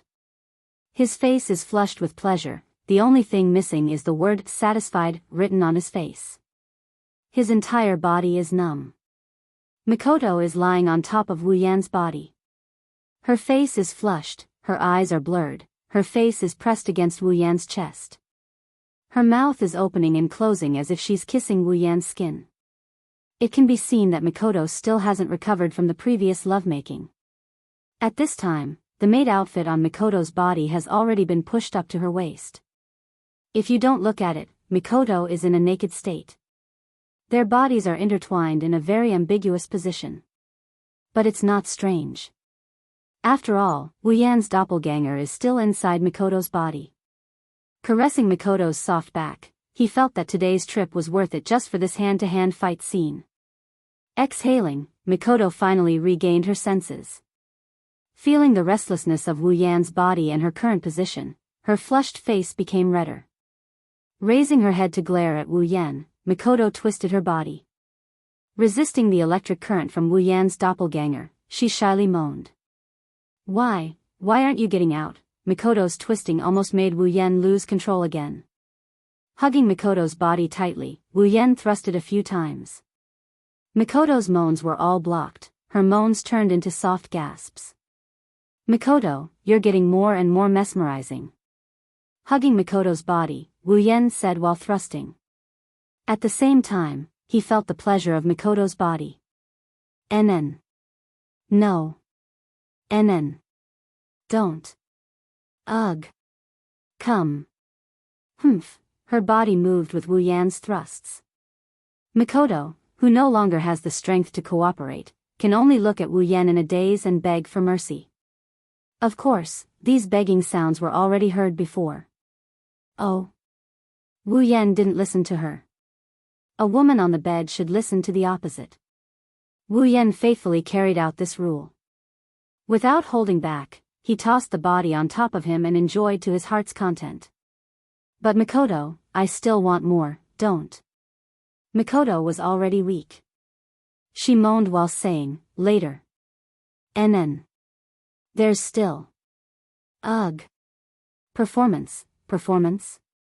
Wu Yan stopped what he was doing and slapped his head. He almost forgot that Mikoto still has a violin performance to perform. Wu Yan stopped what he was doing and Mikoto finally had a chance to catch her breath. Her breaths were intermittent. "Midsummer Festival. I want to go on stage, so." He helplessly nodded. Since Mikoto still wants to perform, there's no point in continuing this scene. Although it's a bit of a pity, Wu Yan already enjoyed himself to the fullest. At most, he'll find another chance to play again. After all, he still has a set of maids in his interspatial ring. Wu Yan lifted Mikoto up and straddled her. Once again, he tossed Mikoto's body. As the moans continued, Wu Yan said, "Then Mikoto, you have to do your best. If you mess up, there'll be punishment." What else can Mikoto say? She could only moan and nod her head with difficulty and beg for mercy. Otherwise, she really won't have the strength to go on stage. However, with Wu Yan's interruption, Mikoto's nervousness about going on stage flew out of her head. It's not a bad thing. After tossing a few more times, Wu Yan really didn't want it to end like this. So he used all his strength and pounded Mikoto's soul out of her body, making her unable to control herself. Even if it ends, it'll have to wait until after this. When Wu Yan and Mikoto arrived at the cafeteria, Chuju immediately noticed them. She grumbled at them. Where did you guys go? If you didn't come back, we would have gone looking for you. Wu Yan scratched his head and smiled. Well, don't mind us. We just went to play a game. We're back now. When she heard Wu Yan say, game, Mikoto, who was still thinking about what happened in the dorm, blushed again. But when she saw the mountainous pile of plates in front of Astria, she felt awkward again. You're a glutton as always, Astria. Wu Yan laughed dryly and sighed helplessly. Thank goodness I have enough gold coins. Otherwise, I don't know how I'm going to feed this angel. Chuju curled her lips in disdain and pointed in a direction. Astria's place is nothing. Look over there, that's the real deal. Everyone looked at where Hinajuku was pointing. When they saw the scene, they were shocked. If Astria's pile was as big as a mountain, then that pile was as big as 10 mountains. Mikoto looked at the table over there and then at Astria's table. Her mouth twitched. That's really nothing. As for Wu Yan, who is standing at the side, he is completely speechless with an awkward expression.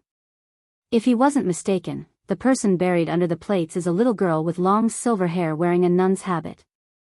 Wu Yan found out the truth of the matter when he saw the hedgehog head sweating profusely at the side. I didn't expect you to be so free, Misaka Mikoto.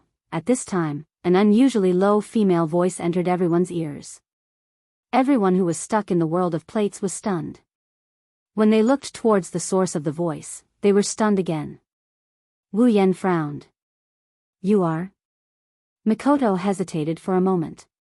She looked at the strange girl who looked like someone owed her money.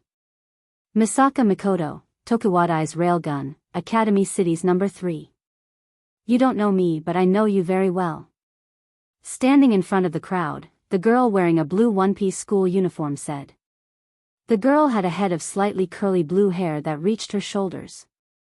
Her face was tense, and her eyes were like the eyes of a fish. She looked like she didn't care about anything. Mikoto frowned when she heard the girl's words. She had a feeling this girl didn't come looking for her for a simple reason. Who exactly are you? We can talk about this later.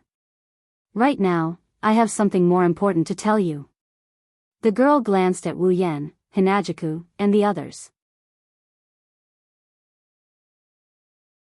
Her intention is clear, she's going to leave this place.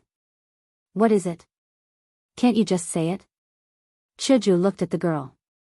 She didn't feel any danger, but she was still a stranger. It was better to be cautious. The girl glanced at Chuju and turned to Mikoto. This is very important. I hope you can come with me. Mikoto hesitated for a moment. Just as she was about to go up, Wu Yan suddenly spoke up. No need. Just say it here. There's nothing to hide. Nobunaga. Nobunaga's expression finally changed. She looked at Wu Yan in surprise. You know me? I have a rough idea. Wu Yan took 2 steps forward and shook Mikoto's hand. Mikoto took a step back. She knew Wu Yan was someone she could entrust her life to. Wu Yan smiled at Mikoto and then he looked at Fushu Toshinabu with a serious expression. Fushu Toshinabu, since you're here looking for Mikoto, I'm guessing it has something to do with the sisters? This time, Bushu Jushin's expression could no longer be described with the word change. Instead, it was shock. You know about the sisters? I'm not the only one. Everyone knows about it. So, just say it. Wu Yan said vaguely. Nobunaga looked at Mikoto, Chuju, Ikaros and Astria, who stopped eating. It seems that you all really know. Bushu Ishin furrowed his brows tightly before relaxing them. Since you all know about it and Misaka Mikoto seems to know about it as well, I'm sure you all know about the sisters being kidnapped and the plan being frozen, right? Then I'll be frank. The Absolute Aptitude Evolution Plan has been activated again.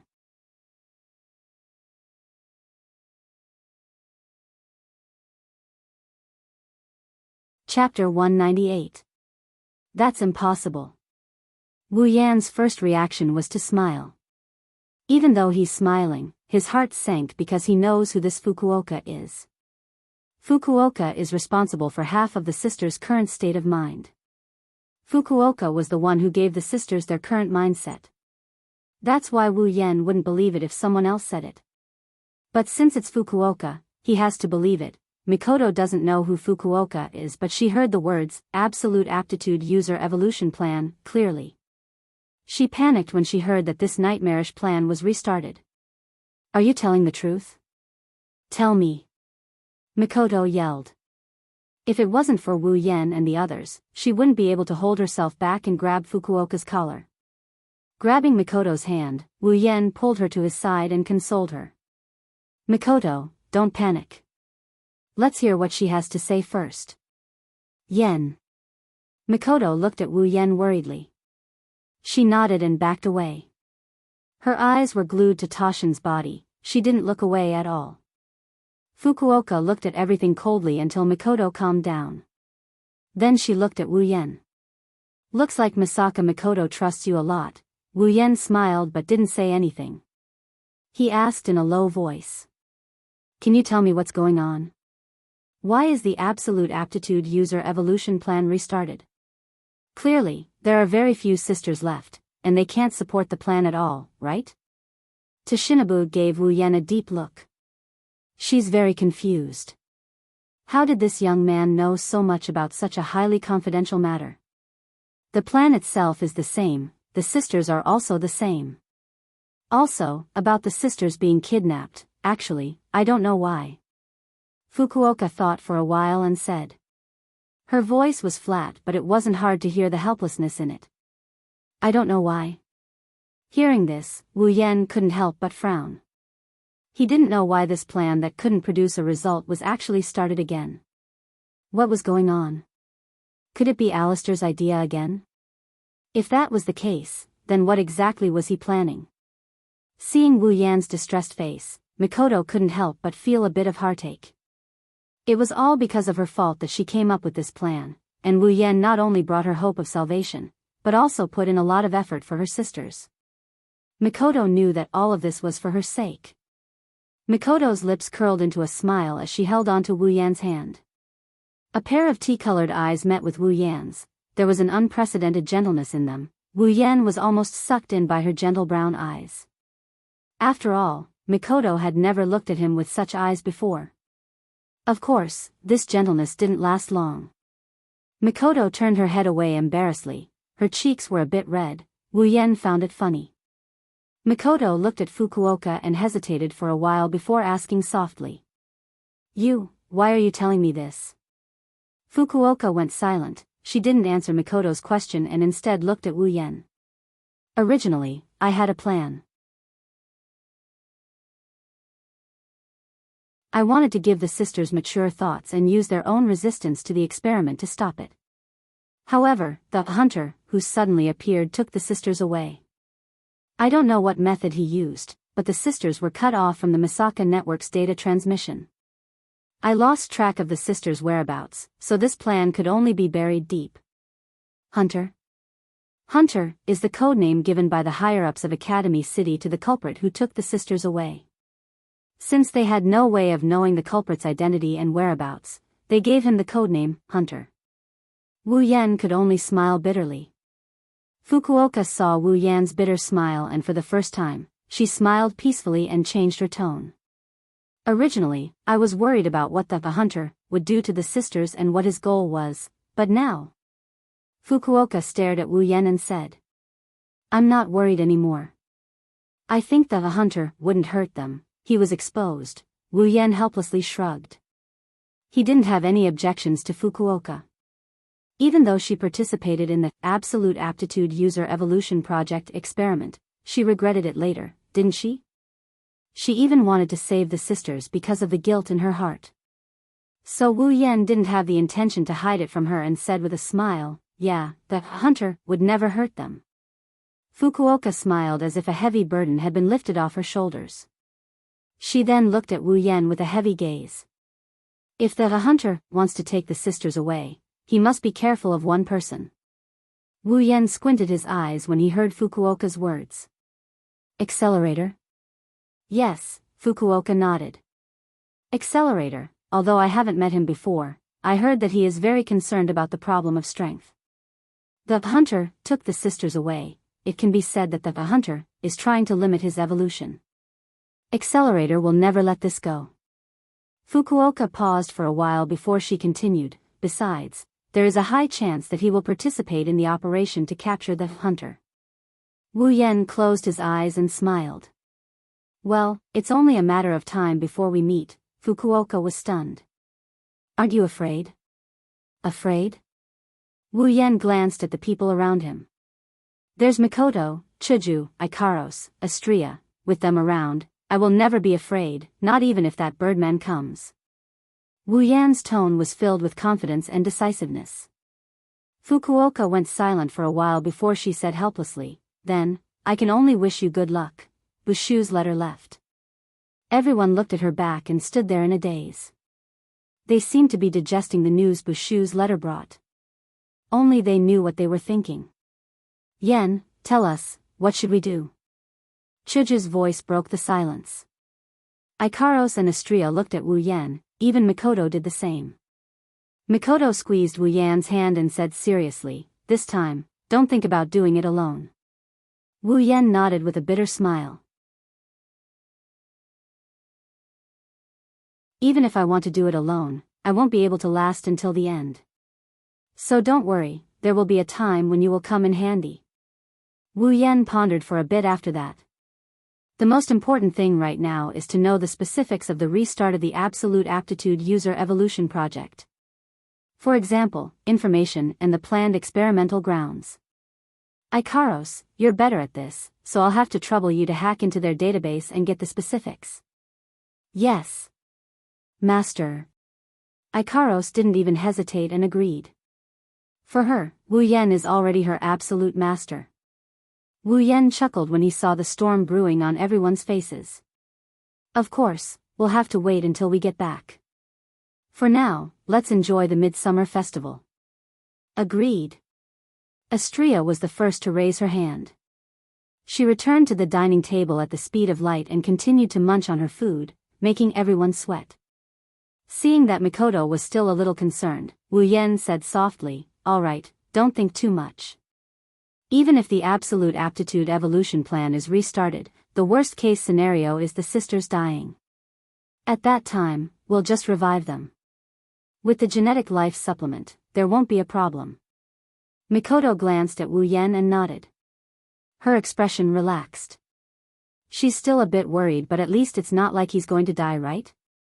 Compared to this, you should think about how to handle your performance on stage. Wu Yan shook his head with a smile and said meaningfully, if you don't perform well, you know what will happen to your dorm supervisor. Cold sweat covered Mikoto's face.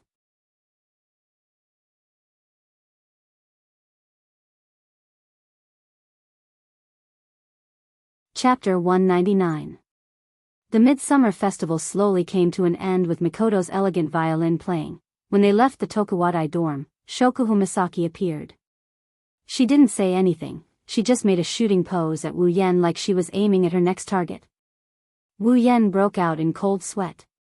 The first thing Ikaros did when she got home was to hack into the Research Institute's database and steal information on the Absolute Aptitude Evolution Project. The Absolute Aptitude Evolution Project has been restarted. Using the reason that, even if the number isn't enough for the first one to reach LV6, it can still shorten the time needed for the first one to reach LV6, the remaining sisters are included in the project. What a lame excuse. But it's undeniable that the Absolute Aptitude Evolution Project has been restarted, this is an indisputable fact. Soon, the sisters will be hunted down again. Currently, the experiment was being reorganized. Once the reorganization was complete, the Absolute Ability User Evolution Project would begin. Such an outcome made everyone heave a sigh of relief. At least, there was still some time for everyone to prepare. Ikaros didn't just discover information about the Absolute Aptitude Evolution Plan, she also discovered information about 2 other plans. Although they're called projects, they're more like objectives. Wu Yan knows one of these objectives as well. It's for the higher-ups to reacquire Mikoto's DNA in order to complete the Absolute Aptitude Evolution Project. If he could obtain Mikoto's DNA before all of his sisters died, then the Absolute Aptitude Evolution Project would definitely continue. Even if they can't get Mikoto's DNA before the sisters die, they'll continue with the Absolute Aptitude Evolution Project. So now, other than saving the sisters, Wu Yan and the rest have an additional mission, and that's to protect Mikoto. With Alistair's methods, even if Mikoto doesn't want to provide her DNA, he'll still do it in a roundabout way. Those guys who came to Wu Yan for help were just a small trick. In the original work, Mikoto was useless to Alistair other than providing him with DNA and a bit of combat power. But here, she's basically the center of the storm. Of course, with Mikoto's current strength, Accelerator wouldn't be able to do anything to her even if he wanted to. It's possible to defeat her, but to kill her like in the original, that's impossible. What Wu Yan had to guard against was only Alistair's secret methods, as well as Alistair's strongest fighter, AI was. As for the other objective, Wu Yan was more or less surprised. It was the operation to capture the hunter. However, this was to be expected. After all, he had almost ruined Alistair's plan. It would be strange if Alistair allowed him to do as he pleased in his territory. If it weren't for the fact that a large number of his sisters were still in his hands, he might have killed them instead of capturing them. With the restarting of the Aptitude User Evolution Project, the higher-ups will definitely try to get their hands on Mikoto's DNA as soon as possible. Wu Yan thought that the people who came looking for him back then would have news soon. All the troublesome matters had quietly descended at this moment, including the trouble that appeared in front of Wu Yan. Long time no see. Little Yen. Wu Yan looked at Shokuhu Misaki standing outside his door. She was looking at him with sparkling eyes. She seemed to be very happy to greet him. He had the urge to close the door. I say, Jusama. Wu Yan looked at Shokuhu Misaki strangely and forced a smile. I think I made myself very clear the other day. You came looking for me at this time. Do you really want to join my crystal palace? Era, don't tell me you don't welcome me. Shokuhu Misaki cupped her face with her hands and looked at Wu Yan shyly. Her words made his body tremble. Something's wrong. That was Wu Yan's first thought after hearing Shokuhu Misaki's words. Jusama. Wu Yan looked at Shokuhu Misaki cautiously and said with a headache. I really don't know what you see in me. You can't say that. Shokuhu Misaki smiled shyly. Little Yen is a very good man. Wu Yan shuddered when he heard that. He got goosebumps all over his body. To be honest, even he himself couldn't figure out where this excellent came from. Hey, little Yen, let's not talk about this. Shokuhu Misaki changed her tone and suddenly walked up to Wu Yan and hugged his arm. She laughed and said, let's go on a date. Feeling Shokuhu Misaki's soft body on his arm, Wu Yan's mouth twitched. Why is this happening? He can guess what's going on, shameless woman. Let go of Yen. Mikoto looked at Shokuhu Misaki, who was smiling sweetly on the other side. Her brown eyes were filled with anger. When did you get here? Wu Yan looked up at the sky and sighed. Logically speaking, having two women in each arm should be a very good thing. However, Wu Yan didn't feel that way. He only felt like he was being cheated. How many times are you two going to do this, Jusama? Wu Yan sighed and complained. Can you stop playing around? I'm serious about going on a date with you. I'm not playing around. Shokuhu Misaki turned her head away in dissatisfaction. As for how much of her expression was genuine, that remains to be seen, you woman. Mikoto was about to explode. You already know about my relationship with Yen, yet you keep coming here to seduce him. What the hell are you planning? Misaka-san. Shokuhu Misaki looked at Wu Yan with resentment. Wu Yan felt goosebumps all over his body. She then said to Mikoto. Misaka-san, you're willing to share your man with other women, why are you so against me? They're different from you. Mikoto said without hesitation. Chiju and the others aren't as bad as you. Shokuhu Misaki blinked and said something that made Wu Yan and Mikoto almost vomit blood. I'm so innocent, how can you say I'm bad? You're so innocent. Wu Yan and Mikoto's eyebrows twitched. Shokuhu Misaki acted like she didn't see it and looked at Wu Yan. Little Yen, let's just ignore this middle school student and go on a date. Beep. Electric current started jumping around. It's obvious that Jusama's words hurt Mikoto greatly. In a blink of an eye, the two girls were in a new round of arguing. Wu Yan's ears were ravaged by the two girls. His head almost exploded. Why am I the unluckiest one every time? Is it because I didn't vote when I was reading? Is this karma? Looking at Jusama's smiling face, Wu Yan's heart was filled with resentment. It's all because of this girl. Shokuhu Misaki, who was in the middle of arguing with Mikoto, suddenly froze. Her face was filled with disbelief. She slowly turned her head around like a machine and looked at Wu Yan's calm face. Her eyes were filled with disbelief as she said with difficulty, You, what did I do?